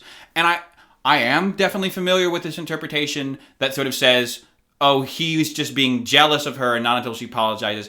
I don't think that's really true. Okay. I don't actually think that that's what the movie is saying. I think the movie is trying to be pretty clear that he thinks that Billy Bob Thornton assaulted Natalie, and that he redistributes Natalie not because he's jealous of her or upset at her, but because he is so overwhelmed by his attraction to her, and he's like, I cannot behave appropriately in the workplace. Yeah, I don't want to be another guy. I don't want to be that guy. Okay. So the solution is not to not do that, or to change the policies, or whatever you need to do, work on yourself. The solution is fire this lady and make her go work in some less prestigious job, which is not an appropriate reaction to him having that problem. But I mean, I think particularly in the moment where he sits down before he invites the office manager in to say that Natalie needs to be Chief of Staff, thank you. To say that Natalie needs to be, he sort of has a sigh and a shake moment. And I think we are supposed to clearly read from this that he is not jealous. He is trying to prevent himself from being the bad guy.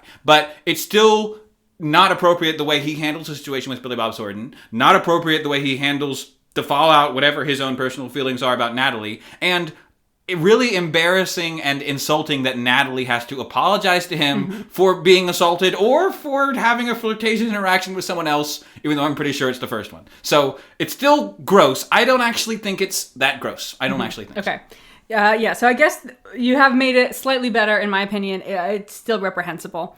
And also, this just means that this is a place where the editing and perhaps even writing are falling down, because a lot of people are confused about there's a lot of ambiguity here. Going on there. I think if you watch it closely, it's quite clear. But I agree with you that this is something that, especially that scene where she gets redistributed, is too short. It's too ambiguous, and it doesn't have any strong setup or payoff moment at the end that's supposed to let us understand how anyone feels about it. So I almost makes me think that Curtis is trying to be ambiguous about here, which means that he is playing into this narrative, even though we're supposed to ultimately conclude it's false, which is poor filmmaking and more reprehensible. And then the last and probably most reprehensible thing about this scene, about this storyline, is the fact that constant references are made to Natalie being fat. A statement which is just objectively not true. On no planet can this actor be considered fat. It makes me wonder, did they have to recast at the last minute? Did this actor have norovirus the week before filming? What on earth was going on? Again, I think there's a very clear cynical explanation for this. People called Monica Lewinsky fat? That people called Monica Lewinsky fat, but it's a bit more than that. Okay. People called Monica Lewinsky fat. Monica Lewinsky is not exceptionally overweight for America or United Kingdom, so that's a fact that she's actually very average looking, if anything, more svelte, I think, than the average American is. I think that's a fact. So there was a lot of discussion of, haha, Monica Lewinsky is fat because she gets hit on by a president, but she's not a supermodel. And then a very natural reaction of, well, she's not that fat. So we're playing into that narrative. And so I think it's, again, very precise and cynically effective choice to pick someone who definitely does not have the exact body. It does not look like Keira Knightley, who at times has been considered extremely skinny, and does not look like that, but is still very clearly conventionally attractive. Mm-hmm. To appeal to people who sort of find maybe if there's a girl who's not Keira Knightley skinny, maybe then I'll be attractive enough for her. Mm-hmm. So we're playing into that fantasy, and also to try to play to the audience of women around the world who have been maligned for having normal looking bodies, and sort of trying to give them a sympathetic person who actually looks distinctly more athletic than the normal, quote-unquote, normal-looking body, but is unfairly being called fat when either that's just none of their business and is inappropriate, or isn't even particularly accurate, which is something that real-life women face a lot, and they want someone who they can obviously sympathize with them on that note. So I think it's very intentional, and again, very effective, and this is why people love that movie. I mean, it's clearly not unintentional, because it is brought up again and again and again in basically every scene that she's in. In every scene, it's brought up that people say that she's fat, and then somebody says, well, she's not that fat. She's only, kind of fat. And so it's designed to let people say, yeah, I'm only kind of fat. That's me. They also should be nice to me. Yeah. So from this problem stems further problems. One, the complete ridiculousness and lack of professionalism shown by the Prime Minister's chief of staff, who, when he says, he's trying to pretend that he, doesn't think about her all the time. And he's like, who's that girl with the T? And she's like, oh, the fat one? That's not how you talk to your boss. If you want to keep your job, that's just unprofessional. I can't believe that possibly would have happened. And also, it's not like we didn't have enough other instances of people referring to her as fat in order to make that point. Why did it have to be in that scene? And then there's the fact that Hugh Grant never engages. The first time we hear that people think she's fat, she says, my boyfriend left me because he thinks I'm getting too fat. And us looking at this totally normal size 6 person can think, oh, her boyfriend is ridiculous. And he very jokingly says, do you want me to kill him?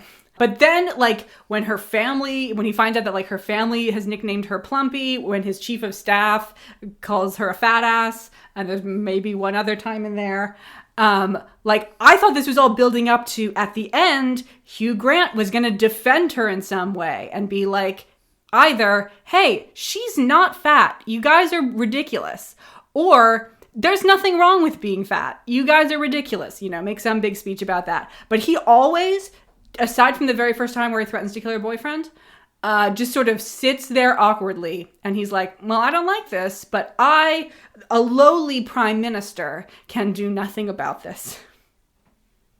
Yeah, it's part of a broader issue with the film where the men there's very low ethical standards for the men in the relationships. And, if they do any small kind thing, that's a big deal.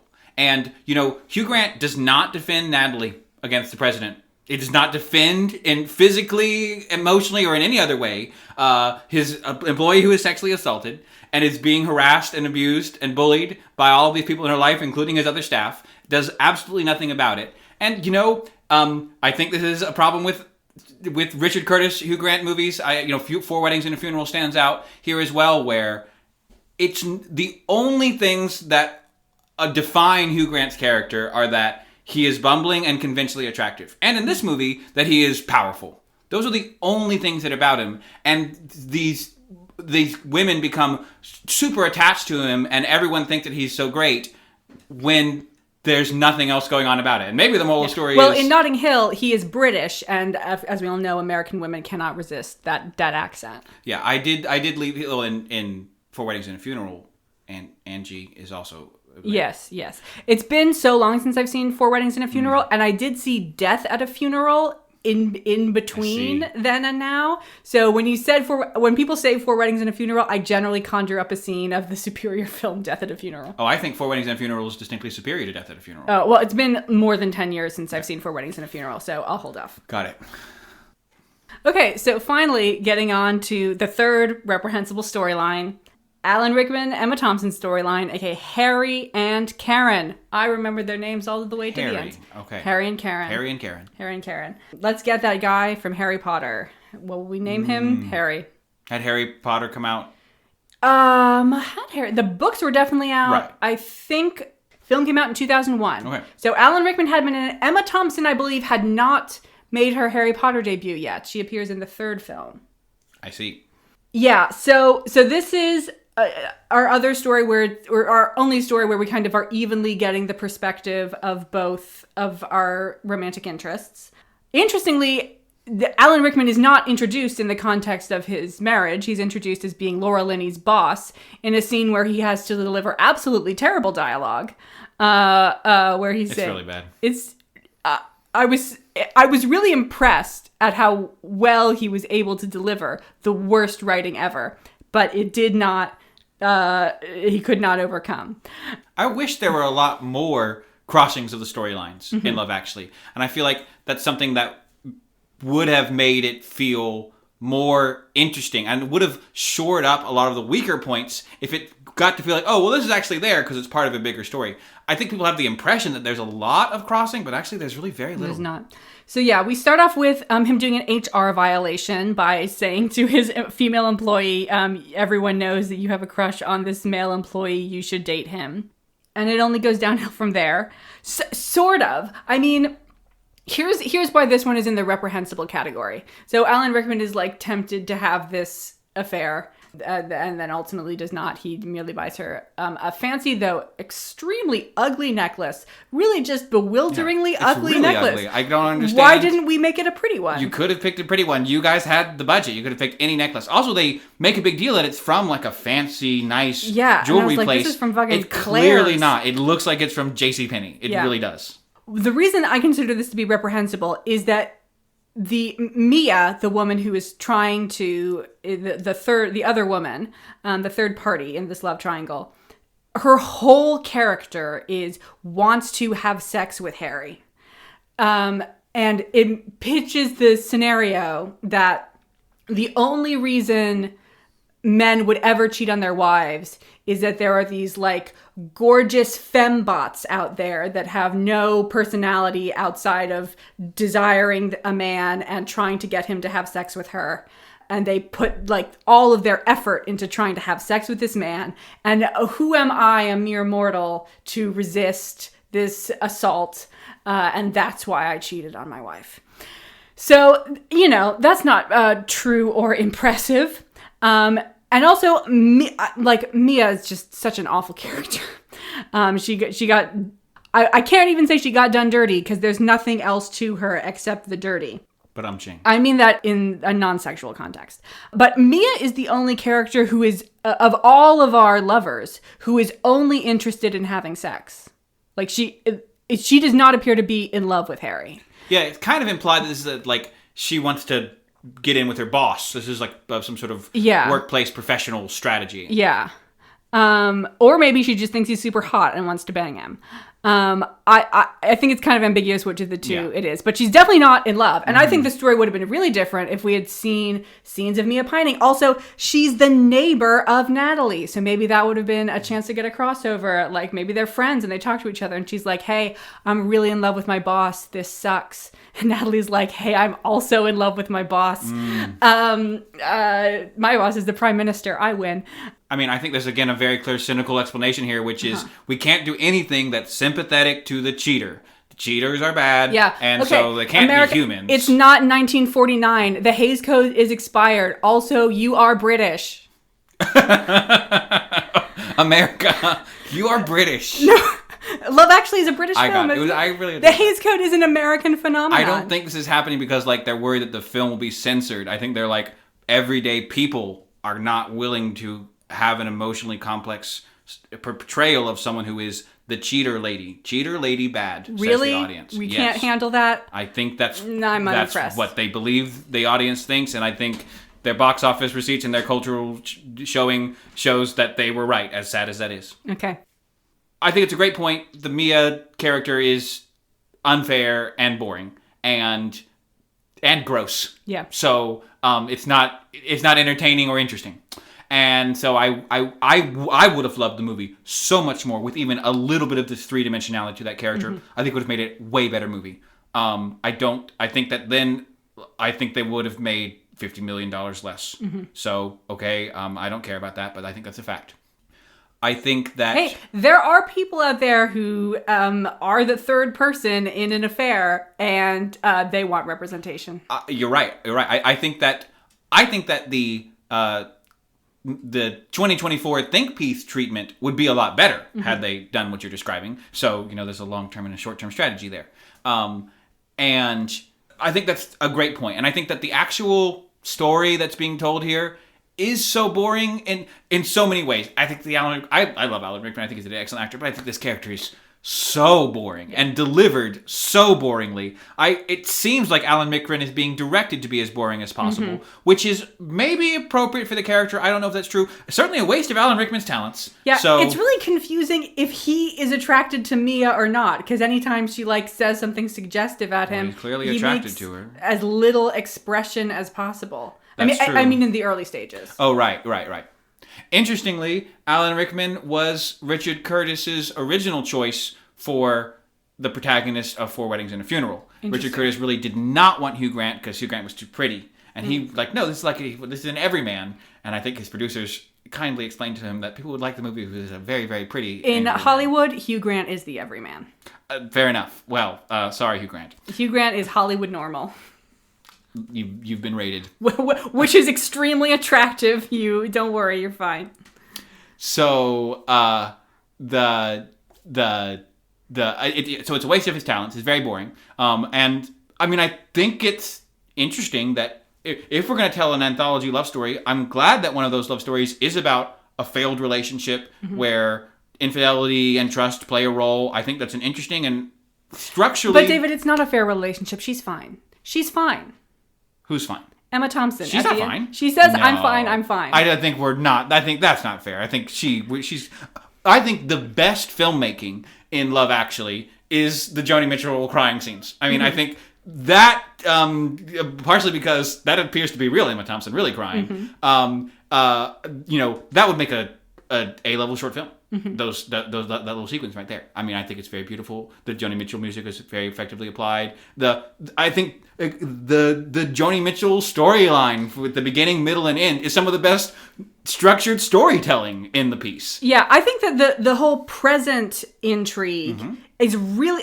I was so excited because it seemed like they were going to do something interesting, but then it just kind of ends up going nowhere. So, they're at the store and they split up because they need to go buy Christmas presents. And she says something about, you always get me scarves. So we're like, okay, we've established that every year he's gotten her scarves. And we also know, because of a conversation she'd had with her friend, Liam Neeson, that she really likes Joni Mitchell. So then when it is... Well, she had that conversation with Alan Rickman at the beginning of the movie. Had she? Okay. Yeah, that was with Alan Rickman. They're at the breakfast table. I was still trying to figure out who was who. That was Alan Rickman. For a while, I was like, are Emma Thompson and Liam Neeson married? Because I think the first time we see them, they're together. Wife 1 dead. Wife 2, Emma Thompson. Wife 3, Claudia Schiffer. Carol. Yeah, it doesn't help that Emma Thompson's character's name is Karen. Anyway, so she gets this album when she had seen the necklace. She thinks she's going to get the necklace, and then she actually gets a present that she would actually like under other circumstances.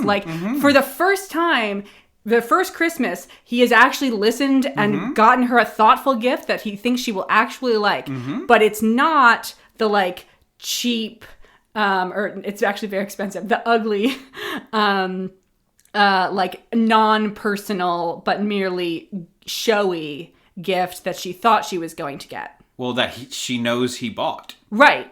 So, I just thought we needed to further explore the fact that, he is actually being a better husband. I think that's delivered so effectively in that moment. And I think that's, well, again, why this storyline is the best filmmaking is it's very dense. In that moment, we see, okay, Alan Rickman is emotionally growing, and he knows he actually listened to his wife, and he kind of got her a good present, but it's too late because she knows that he's cheating, and that's what she really cares about is that...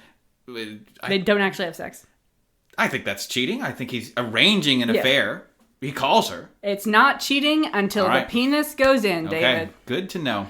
I think we need some sort of conclusion to the Joni Mitchell situation. Like, off the top of my head, something like he comes back and they meet each other at the airport and she's like, I'm leaving you. But thank you for the Joni Mitchell album. I do really like it. I like that. I do agree that where it fails is, see, I think for me, I always, from the first time I saw it, my clear impression is that when Alan Rickman arrives back, they are divorced. Their relationship is over. Alan Rickman is in America, and he is here visiting, or whatever, he's traveling, and he is here visiting his chits. I think watching it more in this case, and kind of from the general buzz around it, I'm realizing that I think my interpretation is not correct. And it's actually more likely that they are still together and still in this broken relationship, which is a way worse ending than what I tried to add to it. I think that from the beginning... They're, like, kissing. Yeah, I guess, yeah. I mean, she doesn't kiss him, but I know what you mean. What you're saying is, you're right. So I think if we had just made it very clear that by the time he shows... I don't want him to show up at the airport and he says you're getting divorced. I want by the time he shows up at the airport, they've been divorced for 2 months. And then it's only 1 month later. So okay, they've been divorced for 3 weeks. That is another problem. Going back to the Liam Neeson storyline real quick. He gets over his dead wife in less than 2 months. Because at the airport 1 month later, he is with Claudia Schiffer. Yeah. Which does kind of undercut the whole, you have to tell the person you love them, like, this is the girl for you, commit to the relationship. Maybe some we're just seeing here, like, I feel like maybe the Liam Neeson storyline and that aspect of it was brought in before it was a Christmas movie. I think there are a lot of ways where the movie would work better if it was on a 6 months timeline instead of a 2 month timeline. Yeah. And I think that's the Christmas is all around us effect. Mm-hmm. Okay, at long last, we are done with this movie. I just want to make it clear, I don't hate this movie. I don't think it's important enough to hate. I just think it's a bad film. I would say I kind of hate this movie, but I also kind of like it. And I do think it's an important film because I think it's one of the most interestingly structured movies that's really popular and considered totally accessible. And despite all the many problems that we've listed with the film, I think future filmmakers should learn from this movie and see that people are willing to see interestingly structured stories. They're actually very open to it. And they are willing to play with stories that have different tones and different timelines and different types of characters. And they are willing to go with movies that have a real thesis and ideology that they try to present in a, dare I say, philosophical way. So those are things that this movie does well. I don't think this movie successfully presents a thesis. I think it does. I don't think it successfully maybe it's too strong. I think it clearly presents a thesis. And I think for a lot of filmmakers, the idea of if your film has any type of evident ideology, the audience is going to reject that. They only want pure entertainment and total naturalism. And this movie shows that people actually have an appetite for movies that are not like that. And all types of movies are great. But at long last, moving on to Scenes of a Sexual Nature, this may be one of our most unbalanced podcasts in terms of how long we talk about each of the films. I think there's just a lot more to say about Love Actually than Scenes of a Sexual Nature. Part of that is because a lot more people have seen Love Actually. We're spending most of our time discussing the cultural reaction to the film, not the film itself. It is a 2006 film directed by Ed Blum, written by Ashlyn Ditta.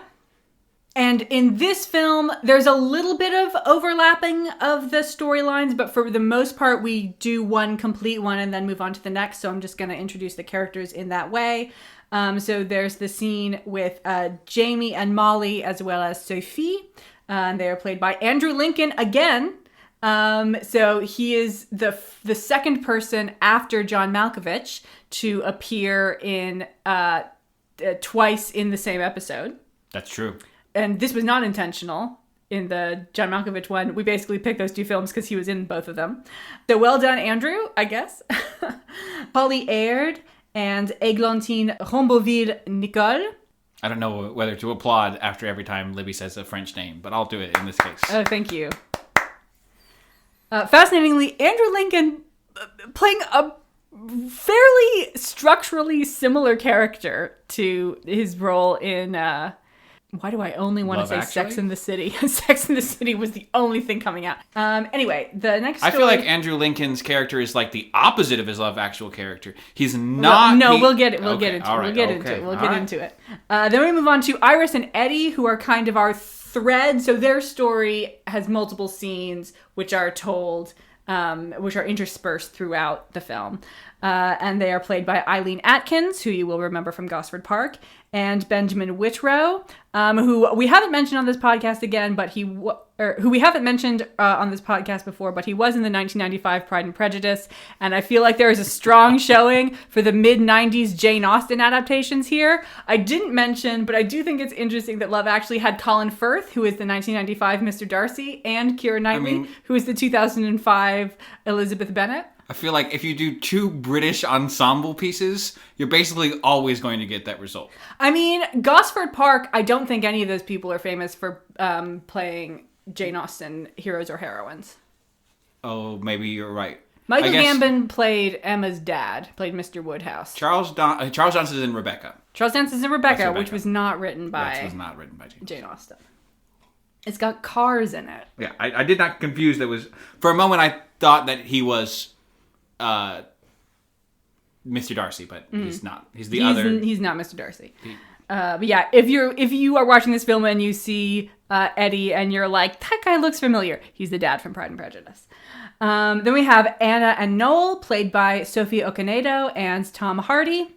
Billy and Brian, oh my god, an actual love story about gay people. Someone phoned 2003.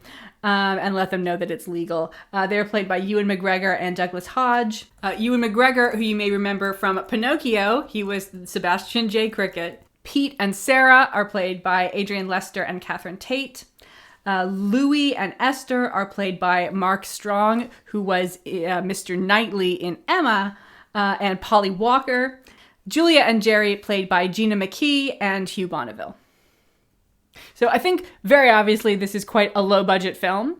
I would believe that each of the scenes were filmed in only one day. But David, tell us more about how this film got made. Well, you're absolutely right that this is a low-budget film. It was filmed for about £500,000. Wow. So that's like $600,000, $700,000 U.S. budget. So yes, it is nominally the lowest budget movie we've ever done on this podcast. By not even accounting for inflation. And we've done movies from a long time ago. So this was an exceptionally cheap movie. And so in a way, the creative core of this film is Ashlyn Ditta and Catherine Tate, who have worked together on a lot of projects. Ashlyn Ditta was the writer for Catherine Tate's sketch show, and so Catherine was likely one of the first people to become involved creatively in the project. This was the first and I think only production from Tin Pan Films, which was a combination of the director and writer working together. And it was very much a shoestring budget. The director mortgaged his own house to budget the film and stuff like that. And from the beginning, everyone was aware that it was standing in the shadow of Love Actually. So this is 2006. 3 years after that, I believe the director said that this film, he sort of has pitched it as saying that the film was produced for less than Love Actually's catering budget. So, this is the cheap Love Actually. I say that in a somewhat affectionate way here. And there are other films that I think are officially... I believe there is a Love Actually 2. And there are other films that are more production-wise related to Love Actually. This is not one of those films. This is just stylistically inspired by Love Actually. I'm glad you're bringing up the point. So there's not a Love Actually 2. Oh, okay. There's like Valentine's Day. There's Red Nose Day, which is like a charity thing. So they did like a charity short film, but it wasn't really... Now, you're right that this Love Actually did help to spawn, first of all, a number of international remakes. This film has been remade in all countries all over the world. The Polish one is supposed to be pretty good. Okay. Letters to Santa is supposed to be pretty good. I'm not going to watch it. I'm not going to watch it. Listy do im. Apparently, Santa is called M. So maybe Santa's called Listy. I think Listy. Do you speak Polish? I do not speak Maybe Polish. Santa is called Do. Yes. So a number of international remakes of varying levels of explicit reference and copycat. It's also led to several more holiday anthology films, a genre it didn't actually invent, but definitely helped to popularize. I think Valentine's Day, and there's also New Year's, I think is in that series, was a really big popular one.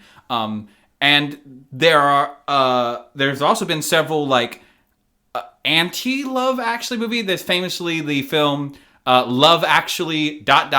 Sucks, which is a Korean romantic comedy which doesn't actually structurally refer to Love Actually, and doesn't even present that much more cynical of a message, but Love Actually reaction movies are now their own genre, for sure. So there's not a lot of information about this movie. So I can't tell you, like I normally try to make sure always to say, when did filming start, and I don't know. I know it was filmed on location in London's Hampstead Heath Park, as I'm going to continue to refer to it. It's easier to say Hampstead Heath. Well, what is Hampstead Heath? Heath is a geographic region. Hampstead Heath. But it's also like a public area where people come and the government maintains it and they play like sports there. So that's what it is that it is a park. So now that we've told people it's a park, we can refer to it as Hampstead Heath. All right, I will try. So it was filmed on location on Hampstead Heath. Very low budget. Did not make a big splash on release. Its total box office gross was about $430,000. So this movie is actually probably lost about $220,000. So good luck with your mortgage. So yeah, it's the lowest grossing film that we've done on the podcast, except maybe technically Pinocchio, because that was only my brother went to go see that for $110,000. As we all know. And so its return on investment is negative 34%. And Ashlyn and Ed Bloom, who directed this film, were originally planning on making some other movies with this production studio, but that did not work out. It has not been received particularly well by the critics. It received no award attention of any type from BAFTAs or the Academy Awards. It has a Rotten Tomatoes score of 50%, so below the Fresh Certified of 60%, which is actually the second worst Rotten Tomatoes score we've done on the podcast after... There's a right answer to that question. Hold on, let me guess. Let me just look at all the movies we've done. Time Bandits? No, Time Bandit After the Portrait of a Lady. Oh, I did erase that one from my mind. No. IMDb thinks Time Bandits is fine. Rotten Tomatoes thought that Time Bandits was quite good. I think they gave it 91%. Wow. You like Time Bandits? I know, but I think I'm a weirdo. Well. Anyway. 50% on Rotten Tomatoes. It has a 5.9 on IMDb, which is by far the lowest score we've ever done for an IMDb movie. And it only has 6,200 votes on IMDb, which is the second lowest number of IMDb votes after what movie, Libby? You're quizzing me on my own podcast content. Tea and Sympathy. That's exactly right. Tea and Sympathy has 3,300 votes. So never say we didn't introduce you to films you hadn't heard of. That's right. So, not a big budget movie. Not particularly well received by audiences. Not particularly well received by critics. Moderately well received by me because I had just watched Love Actually. I think that really helped my opinion of this film. I think it's a pretty bad movie. Okay. And I don't say that in the sense of it's filled with aggressively reprehensible content, like much of Love Actually is, so that's a strong argument. And there are even some parts that I think are entertaining, and there are some parts that I find interesting. But I think it's a distinctly bad movie. I don't think it's narratively structured to have any real interesting story in total. I think the individual stories are all so flat and so empty and go nowhere. And a few of the isolated moments are worth watching for their own reasons. But the film, I think, is largely brought down by the fact that it's ugly and clumsy. I mean, I've seen worse framing and shot selection in a movie. But, wow, the budget really shows. I think it's an interesting choice to do an exceptionally low-budget movie with all outdoor scenes that have to be filmed from a lot of different angles, showing a lot of different things to a lot of different people. Because it looks... Yeah, there were definitely continuity problems. It looks cheaper than a decent TV movie. And it doesn't even present enough content. It's quite short and doesn't present enough things to think about or connect together. Like Love Actually, there's very little interconnected content, and it doesn't really produce much as a collection or anthology. The stories aren't even really about the same things. It's the scenes of a sexual nature, and some of the stories are very sexual and not very romantic. Some of the stories are very romantic and not sexual. Some of the stories are neither, and nothing is really done to explain this.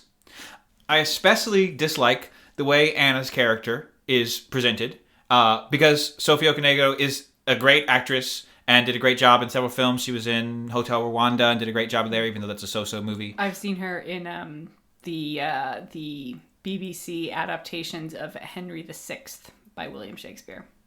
Is that the one that was in the series? Hollow Crown. The Hollow Crown. Yeah, she's in the Hollow Crown. She's in the Hollow Crown. Cool. I've not seen the Hollow Crown, but I'm really Hugh looking forward Bonneville to is it. also in that. I'm really looking forward to Hollow Crown. You know, there's much more to vehemently attack in Love Actually than there is in scenes of a sexual nature, with perhaps the exception of Anna's character. I feel like Anna's character is presented so ludicrously. It's genuinely not clear if this person is supposed to be deeply mentally disturbed or an admirable character that we sort of like and think is doing the right thing. I want you to tell me what you think is going on in that scene, because I think you might be having a misunderstanding that I would love to clarify. My whole complaint is that it's very unclear, and this character is given no grounding, and we're not given any structure to appreciate what they're saying. Also, just on a moment-to-moment level, the character is never given anything interesting and respectable to do. I really didn't like that part. And again, it's one of the very few black characters in the movie who is basically who ultimately is a joke to be mistreated and to act like a weird person. So, did not like that character or that portrayal. That's not how I read the scene. So I read the scene as, and you let me know at what point things differ for you. Her boyfriend has just broken up with her. Okay. She's upset about this. Tom Hardy shows up, and she is kind of confused about whether he is trying to be genuinely consoling, whether he is like one of those freaking extroverts who just like to talk to people, or if he is trying to chat her up. And so she's a bit confused to how to interact with him. She eventually does put the pieces together that he is trying to chat her up, and then she's like, hey, let's have sex. Which, when that happened, I was confused. I was like, well, this is an abrupt about turn. But the way that resolves, it seems clear to me that she was not intending to have sex with him. She was putting him on the spot, saying, if you're gonna like harass me in a public place, you put up or shut up. And Noel, Tom Hardy's character, is reacting sort of like taken aback. He's like, oh, I didn't know you were gonna... He's sexually intimidated. I didn't know you were gonna ask me to have sex right here, right now in public. So she gets him to take his pants off, and then she's like, you're gross, and walks away. So I, as a woman, found this somewhat empowering to like be able to humiliate a guy who is catcalling you, basically. Okay. I don't think that this is an effective way to humiliate with someone, but I also don't think... I think the director is trying to make us not know if the interpretation you're given, which I agree is kind of all that's implied there, or if she's just supposed to be mentally unstable. Mm-hmm. And I think that's Noel keeps asking if she's mentally unstable, and Noel is not a hero. That's for sure. Credit to Tom Hardy, all things considered, for playing an absolute fuckboy and not being shy about it, who leans into the role, and though he's not very pleasant to be around, does define and deliver the character well. So I think there are ways where this film tries to address some of the problems with Love Actually, but I think a lot of times they're so weak as to be disinteresting and questionable as improvements. Yeah, you pointed I out, think that this scene is definitely the most interesting of the scenes. I do think it's the most interesting, but I don't like it, and maybe I just don't get it. Let's just say I just don't get it. I think you pointed out that this film has actual gay people in it, and not unlike the original version of actually living gay people in it, which is a double bonus. They lived all the way to the end of the movie. Yeah, that's pretty good. One of them gets laid. That's fair. They are, of course, exceptionally stereotypically portrayed. Yeah. And don't actually add up to an interesting story that's anything other than referencing socially common tropes about gay people. Yeah, and I don't like that the one gay couple contains our one extremely promiscuous character. Everything about them is cliche and stereotyped.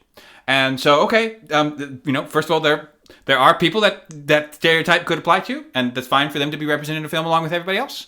And, society can discuss its stereotypes society can discuss its stereotypes about gay people through film. That's fine. So, okay, whatever. But it does not make me really like the film more that storyline is in it. It will hopefully it can maybe escape away with a neutral. I feel misled by the marketing that this was going to be way sexier than it actually was. Yes. They also front load their two sexiest scenes. So like the ones with any degree of nudity are the two first ones. I'd like to briefly jump to the last one, the Julia and Jerry story, Gina McGee and Hugh Bonneville. So I thought that one might actually be going somewhere. So we figure out that it has the best acting. Hugh Bonneville is playing like a tough to portray character. Yeah, he does a really good job in this, layered, like you're saying. Yeah, I'm about to see him as Uncle Vanya, and I'm looking forward to it. So we fairly quickly figure out they're on a blind date. They're having a picnic. They have wonderful reactions to the bad wine, which they then maybe decide is good wine, and maybe they're just low class, or who knows what's going on. That part's kind of fun. When we get taste-o-vision, then we can know if the wine was actually good or bad. But I was reading something into it that actually wasn't there. So we see them lay out the picnic blanket, and then Gina McGee takes off her shoes and sits down. Hugh Bonneville joins her, and looks down sort of awkwardly. And now that I've seen the whole scene, I'm like, he's just awkward because this is a blind date. I thought he was looking awkwardly at her bare feet.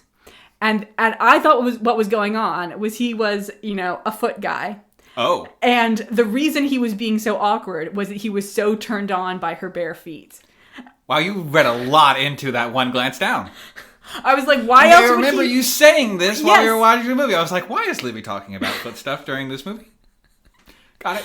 I think part of the reason I thought that was happening was that I had been primed that this is like a sexy sex film where we're going to talk about sex. It has one sexy part, which, they don't hold back for that part. It has one sex part and also one sexually explicit part. That's true. Tom Hardy's whole butt is on screen. But not... poorly marketed, misleading, like you said. Yeah, so the trailer really makes you think that multiple people are going to be having sex while this is happening.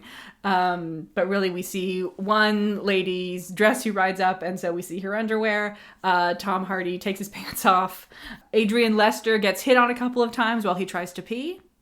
And then in Libby's mind only, Hugh Bonneville's having a foot moment. He's on his phone, checking to see if she is on any feet. Is she on Wiki Feet? Got it.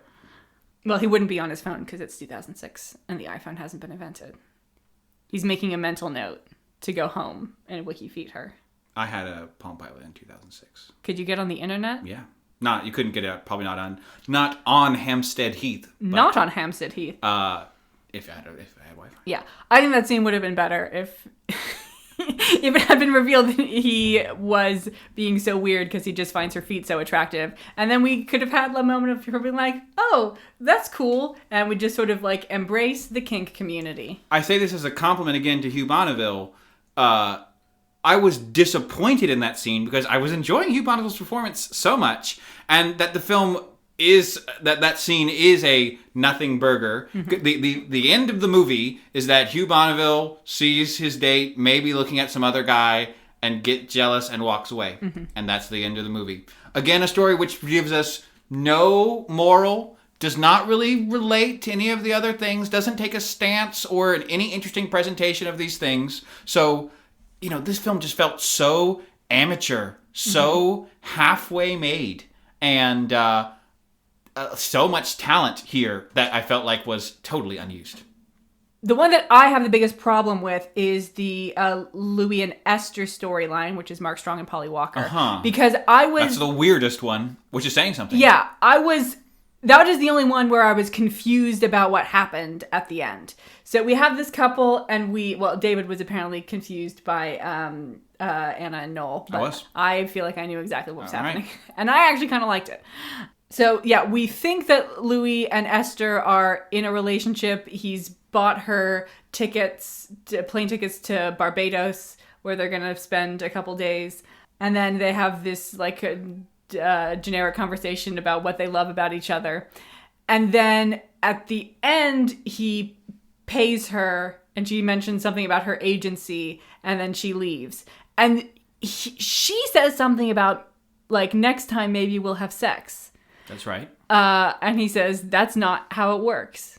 And then she sort of winks back in we'll just have to see. Yeah. So, like, is this a real thing? Are there escort agencies that do, in fact, only give you someone to walk around with? So, I mean, like, it's a classic... Like, rent a girlfriend? It's a classic trope that there are people who get escorts just to talk to them. Yeah. Normally it's like people really looking for like a therapist, basically, right, or a friend. So I think that's what it's playing against. But also they're not allowed to have that. It's not just that he does want a therapist. It's that there's some agency or something in the nature of their contract that they don't have sex. And also I wanted to know, are those tickets to Barbados real? Or was that just part of the fantasy of them dating? So it definitely doesn't answer these questions. I think it tells us enough for me to hazard some guesses. Okay. So my guesses are, first of all, I do think they are real tickets to Barbados. Pretty sure, because they say even after we end the session that they're going to Barbados, so I'm pretty sure they're actually going to Barbados. Okay. As weird as that is, they're with going the rest to of the things Barbados that are to going not on. have sex, and I think that just pretend to be in a relationship. I think the message the director is trying to send is that Mark Strong, who I don't remember his name, Louis, thank you, Louis, is renting the girlfriend experience, and we might say in the possessive way, where he gets to have a trophy girlfriend to walk around in the park with. The one part that you skipped in your description is that Noel shows up, as he tends to do, and makes a pass, as Noel he tends to do. Noel is the golden thread of this film. That's what we got. And makes a pass at the escort, as he tends to do, and is rejected. And Mark Strong is sort of like, how dare you? You're not allowed to talk to my lady that way. And I think what we're supposed to get is, that's what Mark Strong gets off on. He got on having a lady, and you can't have that lady, and he wants everybody to know about it. And he's not actually interested in women sexually or romantically. That is the only thing. I think it's maybe supposed to be a commentary about the possessiveness of men in society. This does make me wonder if, was this meant to address the Hugh Grant character in Love Actually? Because, I wanted to see a little bit of that in Hugh Grant. I wanted Hugh Grant to tell his girlfriend's family to back off. I think that's a good comparison, because Mark Strong is sort of presented as the most privileged person. He's supposed to be kind of wealthy looking and mannered. And so, I think maybe in reaction, just like you're saying to Hugh Grant, he's someone that's not interested in romance, is not interested in sex. He only wants to be protective. And I think we're supposed to sort of be maybe accepting, but a bit sort of grossed out and unimpressed by this. In a way, in dialogue with Love Actually saying... Esther does get in there too, and she also says, what the fuck are you doing? That's right. She stands up for herself, for sure, and that's very fair. But maybe what it is trying to say is, people want Hugh Grant's character to be more defensive of Natalie. Hugh Grant. No, I do mean Hugh Grant's character in Love Actually. Oh, sorry, yes. Yes, people want Hugh Grant to be more... David to be more defensive of Natalie, and actually being defensive isn't that great, because someone could just be defensive but not actually be having a romantic or sexual relationship, and I guess the implication is you gotta have all three at once or bust. I don't know. I quite enjoy Mark Strong. It's always nice to have Mark Strong around. So a lot of talented people in this movie. Yes. The two we haven't talked about yet are Pete and Sarah, which is Adrian Lester and Catherine Tate. I was just kind of bewildered by this scene. We do get some interesting tension of is Pete ever going to be able to pee? That is the most exciting part of the movie. Yeah. We feel this is a problem. We want to know how it gets resolved. But it's about, they're getting a divorce, and they just talk about how they are not mad at each other. It's very amicable, but you're just not the right one for me. And they do also kiss a lot. Yeah, again, I think it's supposed to be in dialogue with the Alan Rickman, Emma Thompson scene from Love Actually. It was like, well, there could be a happy divorced couple. Just because you're divorced and you saw Love Actually doesn't mean you need to be sad. They are not divorced at the end of Love Actually. Oh, God, thanks. It's all rushing back to me. Ugh, but they really should be. It'd be a way better movie. Way better movie. Get divorced and take the Joni Mitchell album. Yeah. Yeah, so about Pete and Sarah, I was a little bit... So I think we needed one more thing to happen in that scene. They've brought their divorce papers, and it seems like they're going to sign them or something. Like, people don't just... If your divorce is already signed and finalized, you don't just walk around with that in your pocket. I feel like they say at the beginning, like, we need to do something. Yeah, so they definitely imply that that's what's happening. And then they call their daughter over, and I thought it would make sense, like maybe they hadn't told her, and so that's why they put their papers away. But then she absolutely knows, and she's very much in favor of their divorce. Yeah. And then I just felt like they have met up with the stated goal of doing something with these papers, and then nothing happens with the papers. Nothing happens with them.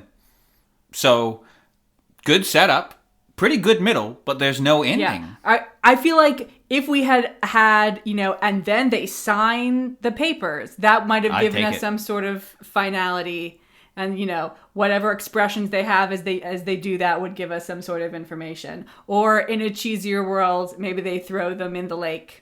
And as we all know, the ink immediately runs. It's interesting to me that the writer of this movie, though he's written many things, is maybe best well known for writing sketch comedies. People think sketch comedy is all the problem of how do you end the sketch. Right. And I feel like this is a movie that really suffers from the how do you end the sketch problem. And it doesn't end most of its sketches. And the movie just... if you're going to make a movie that's low budget and low concept, then also not even delivering a well-structured story. It doesn't even give me enough to say, well, look, I can't even imagine this movie as a higher budget movie, because I don't know, a higher budget movie would have a story consultant come in and say, you are missing the third act of this movie, so why don't you write that and then we'll figure out how to shoot it. And so I just feel like there's structural problems on top of the production problems. It's not that ugly to look at. They need a better camera. I didn't really notice it being ugly. It's nice to look at the heath, and again, actually, some of the shot choices are pretty good. The opening part is leaning heavily into the exploitation zone. It, I guess, succeeds in that way. Although, again, the story doesn't make any sense, and I can't really identify with any of these characters and appreciate what they're going through and how they behave. Jamie, Molly, and Sophie sequence? Yes, okay. Yes. So many parts of it don't make sense. Sophie's reaction at the end, Jamie choosing to just stand there in this situation and continue having a conversation with this person. So I can't appreciate or identify with what's happening in that scene, even when it wants to titillate me. Yeah. So I did say that I feel like Andrew Lincoln is playing his character is fulfilling the same function in both of these films. In that, I mean, he gets a consolation prize in each one. He's like, well, you can't actually just sit here and stare at strangers' underwear on the heath all day, but she'll give you one last glimpse. You can't actually be married to Keira Knightley, but she will cheat on her husband and give you a kiss. That's an interesting and overall fair point. I do see that connection now. I also hadn't fully digested until this moment how notable it is that this film sees itself explicitly as a Love Actually commentary, and Andrew Lincoln is featured in the movie. Yes, I feel like it's not a mistake that they got Andrew Lincoln. Yeah, I'm just realizing now. Oh, wow, that's not a coincidence at all. Okay, all right, sorry. So I figured it out. But yeah, so I see your point. I guess the structure of the events that happen in the stories are actually kind of similar to the structure that happens to Andrew Lincoln in both. Okay, I see that point. I mean, the actual character is in a very different situation, or in some ways the same situation, but he's playing Peter's role. Or no, that doesn't work either. But no. He's in a relationship. He wants to be he's trying to cheat outside of that relationship. And not cheat into a relationship. The person he's trying to have a long-term relationship with, they end up on bad terms instead of good terms. Yeah, I also think it's not it is in no way established that he wants to be in a relationship with Sophie. I agree. The person he wants to be in a long-term relationship with, he ends up on bad terms with. Okay, but there is no person that he's not trying to cheat. Is what I'm saying. He doesn't want to leave his wife. I think right. If he got married to Sophie, he would just be staring at other people on the. I don't know. This character is part of the problem is that this character is so aggressively unlikable, and like I get that he's doing something that is not very likable, and that we don't really have a need for the audience to. We don't want to defend his behavior, but he's just gross and kind of a loser about the whole thing. Mm-hmm. So I don't understand what I'm supposed to be getting from this. What am I supposed to even learn about or think about in this character other than he's gross, but he's still got to see her underwear? Yeah. Well, I mean, I think that if you look at the scene as a whole, it's less trying to pitch that he's gross, because by the time you get to the end, it becomes clear that Sophie actually enjoys people looking at her underwear. Yeah, when you said before that, he couldn't have gotten away with it all day, it sounds like he probably could have. Right, he couldn't have looked at multiple people. All right. Like, it's... Okay. So Sophie is into this. That's what we learned. Is made clear at the end. So it's not a mistake that she's lying like that. Also, like, the position that she's in, I really don't think is one you could accidentally find yourself in with your dress pulled up to your waist. They are fully out. It's not like we're getting a little slice of them. Having seen the entire scene, I do not interpret him as gross. Yeah. I mean, I think you're making a very good point in that it basically comes out to aspirational content. I mean, this is the fantasy of you get to look when you're not supposed to, but then it turns out that it's fine. And so it's just trying to be fantasy fulfillment. Maybe this is the corollary to the Colin storyline, Colin Goes to America storyline, where this is ultimately just fantasy fulfillment and there's nothing else to be gained from it. I mean, I think Sophie is presented much more powerfully than the American women are. That's true. That's a great point. Not necessarily less cartoony in the end. I feel like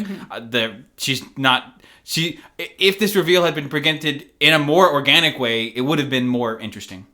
I also, maybe the way we can save it, but I don't think so, is there anything to the stranger angle? So at the beginning of the movie, we get a very explicit reference to The Stranger, a novel by Albert Camus, where Mark thinks is when he's looking at Sophie. Jamie. No, Mark is his character in the other movie. Jamie is... Who is Colin Firth, not Colin's character in the movie. British people, you need more names. You need more. So Jamie tries to convince his wife that he wasn't really taking a peek. He was just thinking about the book, The Stranger, that Sophie is reading, and then he doesn't actually know what The Stranger is about. He thinks it's a Western. So, The Stranger is our key. And then Sophie references The Stranger explicitly. She says that everybody needs a look, just like Marceau. Oh, hold on. I wrote it down because I... Okay. 1 second. Yeah. It's been a while since I read The Stranger, so I can't guarantee that I will be able to fully contextualize this. I've read The Stranger several times, and I'll admit to being quite a fan of Camus' writing. And she says, "We all need a look like Marceau in the heat," which I think is one of the more bewildering lines that I have ever heard. So, in The Stranger... Yeah, by look, do we mean murder? Good. Right. So... Is that what you're talking about?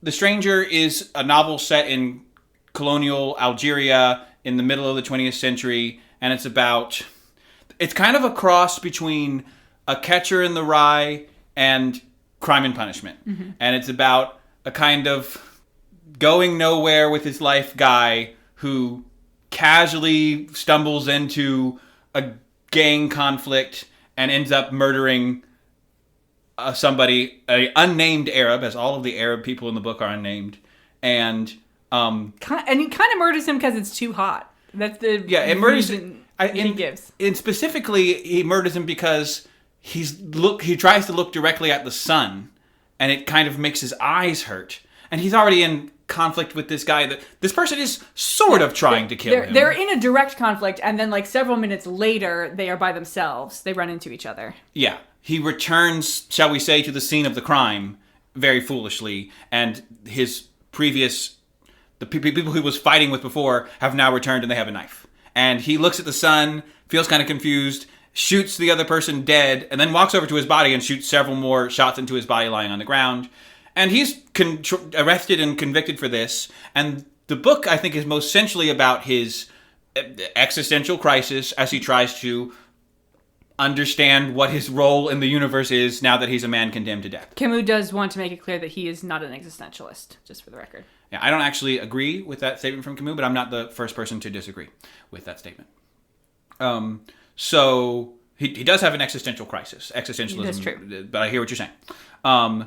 So that's I guess we'll give that as a very brief summation of the novel. I don't know. I might argue, it's been a while since I've read it, Please. that it's not about his existential crisis. It's about the world's reaction to his lack of existential crisis when he has done something that they don't understand. I think that's true. Marceau, I think, is actually kind of fine. I think that's true except for the last fifth of the book. So You're right that I think the action climax of the book is Marceau's trial, where everyone is sort of saying, how can you be so emotionally neutral about everything? That must mean you're a monster because you're not sad that your mom died and other things. So, and Marceau's just, look, I'm too cool. I don't care. Again, that's the catcher in the rye element of it. But then in the last fifth of the book, he's in prison. He does realize that he's going to die and tries to sort of rebel against it, but then decides that he's actually fine with that too. Whatever, go ahead and kill me, basically is what he says at the end. I think that counts as an existential crisis. Okay. He's struggling with his existence in the world and soon to be lack thereof it. So, but I hear what you're saying. It's not. Okay. It's interesting. If you like or dislike The Stranger, you might want to check out the previous book that Camus wrote, A Happy Death, which was actually his first novel, and it is basically the same story of The Stranger, but told in a different tone and from some different perspectives. And in fact, the title that I selected for the podcast is a quotation from that novel, A Happy Stranger. So, anyway. This has illuminated what Sophie means with that line. Okay, great. Help me out. My panties are the sun. She's wearing a yellow dress as well. Mm-hmm. So she is the sun, and so she has bewildered him with her radiance. Mm-hmm. And so who could blame him for his sin, him being so bewildered by the said radiance? Okay. And also, she's saying, like, maybe you're about to go do something dumb, like lose your wife. Or murder someone. All that makes sense, except for the part where she says, we all need to look like Marceau. The quote is, we all need to look like Marceau in the heat. Marceau does not look. That is not his crime. So he looks at the sun. Yeah, but he didn't need to do that. All right. I think she's saying, I'm pro-look. Look at the sun. Look at the sun. Just like, sun. I mean, I don't think, in the book, Marceau says that he's not happy about having murdered this person. He says it makes him very unhappy. So he didn't need to look at the sun. That was actually a bad idea. I mean, the sun didn't... He later connects the... the reader doesn't actually think that looking at the sun made him do a murder. I think that. Okay. I think that he looked at the sun and felt really awkward and weird about it, and then he saw a guy with a knife and he pulled the trigger. I think he's right. Okay. Yeah, well, that's my... Also, he's racist, but we already know that. Yeah. So, yeah. So does this make the rest of the movie? Is this all something about we're all must accept the absurdity of life because we're imprisoned? I'm not sure. I want to add one more thing before we try to synthesize. And that's that Sophie and Noel are the only two people to have... It's a very brief scene, but they are not like a main couple. But there is a really short scene between Sophie and Noel where Noel, after having been rejected by the other Sophie... He's making the rounds. Anna. He finds Sophie sitting reading on a bench, underwear concealed. and he makes a pass at her, and she just tells him to fuck off in no uncertain terms. Yeah, you can tell she's from France because she really knows how to reject someone in a way that keeps her physically safe. So, yeah, you can tell she's from France. So I was interested in that scene because it was different than all of the other ones. It's the biggest interaction we have of people from different storylines. Again, I feel like that can only be good. And I do agree that is... it is short, but that is one of the most, shall we say, efficiently delivered scenes. In a small amount of time, we learn something about both characters, we get to see them do something interesting, and that actually starts to form more of a story, and is part of why, even though the Noel character is not particularly pleasant to be around, the fact that he does at least show up and have something to do in each of the scenes makes me think about him, and in a way become attached to him in a way that I can't become attached or interested in any of the other characters. Yeah, I don't think I'm going to watch either of these movies again. If I had to pick one adjective to define Scenes of a Sexual Nature, it would be boring. That's pretty fair. So as I was watching Scenes of a Sexual Nature, my primary emotion was bored. When I was watching Love Actually, my primary emotion was disgust. And I would rather be bored than disgusted. I feel like when I watch... you could put on Scenes of a Sexual Nature while you go to sleep. Put it on low. I think I know what you mean. I think, fortunately for Love Actually, it's had so much social reception that when I watch Love Actually, my main reaction is like a sort of like bemused bewilderment, where I'm like, wow, people love this movie. And, it's kind of like, okay, I feel like I'm learning, okay, here people like this and people don't like this, and I see things that I like and I dislike, and so, at least on a meta level, this movie can be interesting. But yeah, I don't want to play the which one is better game again. I really don't want to do it. I don't want to do it. It's a losing game. Well, if you refuse to answer which one is better, can you at least answer which one would you watch first? If someone is going to watch both of these movies, do you think Love Actually is the better first one? I mean, if you're going to watch both again, then yeah, you should probably watch Love Actually first. I think I say the same answer a lot of times, which I feel great about giving, which is Scenes of a Sexual Nature is clearly commenting on Love Actually. Again, fortunately in this case, it's very explicit in all sorts Andrew of ways. Lincoln's the same. So you might as well watch them both and appreciate them in that way. In fact, I think what's good about this series is that if you're going to watch either of these movies, a good reason to do it is that you're watching them as a series and you're considering what that series of movies does for you.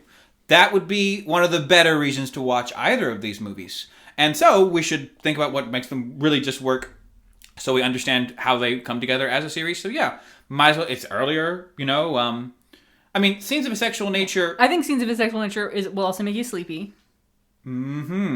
So if you're watching it in the evening, if you're, doing a 9 a.m. movie marathon, maybe you need Love Actually to wake you back up. Yeah, I would say... I'm not going to finish Scenes of a Sexual Nature and then be like, time to go get a lot of errands done. Scenes of a Sexual Nature, I wish I took a break like 15 minutes into the movie and then came back and watched the rest of it later. But I guess that's not about the order. So yeah, we think Love Actually then... Yeah, if maybe just watch Scenes of a Sexual Nature, because you've probably already seen Love Actually, and if you haven't, then it's probably not for you. If you haven't, then you could be that person that hasn't seen Love Actually and you don't actually want to see it, and that would be... I used to be that person, but... that's the thing to talk about at parties, so why lose that? Scenes of a Sexual Nature, no one's ever heard of it, and so you might as well watch it. Again, it's actually short, it's very easy to watch, so, have it on in the background and be like, what was that? Get some hipster credentials, having seen a movie that no one else has seen. Sure, great, yeah. So, also, again, if you do have it on the background while you're folding laundry or something, and you miss something, it's fine. Don't worry about it. I actually promise you, nothing happens in this movie. Nothing happens. You don't really need to know why anything from the previous happened, because there's nothing going on. Eventually, Pete does pee. That's true. That part, I'll take it back there. You're right. You need to know the setup to appreciate the payoff. It's a pretty tight sequence, though. That's true. So you got to be watching for that part. So that's it for episode 11. We will not be doing our 1 month later, what is the next movie situation, because this is not a normal month for double feature reviews. If you're listening out of time, this episode has been released early for pre-Christmas. so that you have something to listen to on all of the car rides that you will presumably be doing, or while you're cooking a lovely ham. And on the last day of the month, when we normally release an episode, we will have a different sort of thing. You don't need to watch any movies for it, unless you want to rewatch every movie that we've talked about so far. That might be helpful. David wants me to stop teasing you, and David will tell you what it is. Great, yes. Well, I'm very, very excited to announce that for our final episode of this year, we are going to be hosting the first inaugural Dubbies Awards. We're having our own award show, just like all the other podcasts. And I'm honestly really looking forward to it because though we, like in this episode, sometimes talk about what movies we like and what we dislike, we're not actually here to talk about if the movies are good or bad, but to analyze them. That's what we said we were going to do at the beginning. Well, now we get to not do that and just talk about what we liked and disliked and give our judgments on the movie. So that'll be fun. And we're going to put our own twist on it. You know, sometimes here on the podcast, we can be pretty rough on the Oscars. I've torn into them a couple times, and I've definitely made some decisions I don't like. But I want to take this moment to clarify, and I'll probably say this again in the Dubbies episode, that it's not because I hate the Oscars and I want them to stop doing the Oscars. In fact, it's very much the opposite. More Oscars. I love the Oscars, and I think that what they're doing is great, because I think we as a society should come together and discuss what movies are good and bad and why we like them and didn't like them. And I think I want to push against the idea that we can't ever say that a movie is good or bad, or, you know, everyone just gets to be everyone's personal opinion and that's that. I think it's great to have social discussion about what we like and what we dislike. And so I think it's great that the Oscars is an institution that gets out there, brings a bunch of really intelligent people together and tries to help them give their opinions about what movies are worth making and that people should see. I think that's a great goal. Just don't like always how they do it. And one problem they have is they tend to have a very narrow focus, where there's a certain set of talents and things that actually matters to movies and other things that don't. And there's a lot of tension about this. You know, a lot of technical awards have been taken out of the Oscars, and when they are given during commercial breaks. And there's been, you know, a lot of pressure. There should be awards only for really popular movies. There should be a Best Popular Movie Award, an idea which I'm not a huge fan of. So part of the idea of the Dubbies is that this is our opportunity to sneak in some Oscar criticism and some Oscar suggestions. My opinion, and I think Libby's opinion as well, is that the solution to the Oscars crisis is to have more awards. Not more awards that focus on the highly technical parts of making movies. Not that those aren't important, but they're very distant from the audience experience. More awards that focus on the parts of the filmmaking that the audience does appreciate, but appreciate it in different ways. So, in the Dubbies Awards, we will be giving out not the Oscar awards, but no Best Director, no Best Screenplay, no Best Actor. These will be the awards that we think are missing from the Oscars. And that, yes, we genuinely believe the Oscars should add into the awards and put there in that ceremony. Maybe we could speed things up and just go through a bunch of cool awards. So what if there was an award for the best singing and dancing in a movie? People talk about how there's no more singing and dancing. We don't make musicals anymore. That might be because we don't reward those types of roles or highlight them. And so if we put more focus on them, they might work great. Awards like Best Cameo. This is one we've actually been teasing for a long time, and there's... This is kind of why we decided to do this, because we really think there should be a Best Cameo Oscar. We all remember the Judi Dench? The Judi Dench controversy, where was 8 minutes enough for supporting actor? Yes. And the problem is, the answer is clearly yes. This highlights a real problem is, well, how do we reward people who do a great job in really small roles? So there should be an Oscar for that. How about an Oscar for Best Casting Director? An award which is obviously missing, and there's the ability for a film to put together a great ensemble cast, like both of the movies we saw today in their own, or we talked about today in their own ways. Also an award that a lot of women are casting directors, and it's kind of noticeable that this is the most prominent position in film that doesn't have an award, and it's also the most prominent position that's mostly populated by women, and that might not be a coincidence. And there's also some categories that we think are too broad. So we will be giving awards for costume design, but we're breaking it down into historical, speculative, and contemporary categories, because these are different skills. This is one, we're going to get into this in the podcast, and we're going to get into the next episode. We're really looking forward to it. So, it's going to be us reviewing the movies we did, because of course all the nominees and winners will be the movies we've reviewed from this podcast.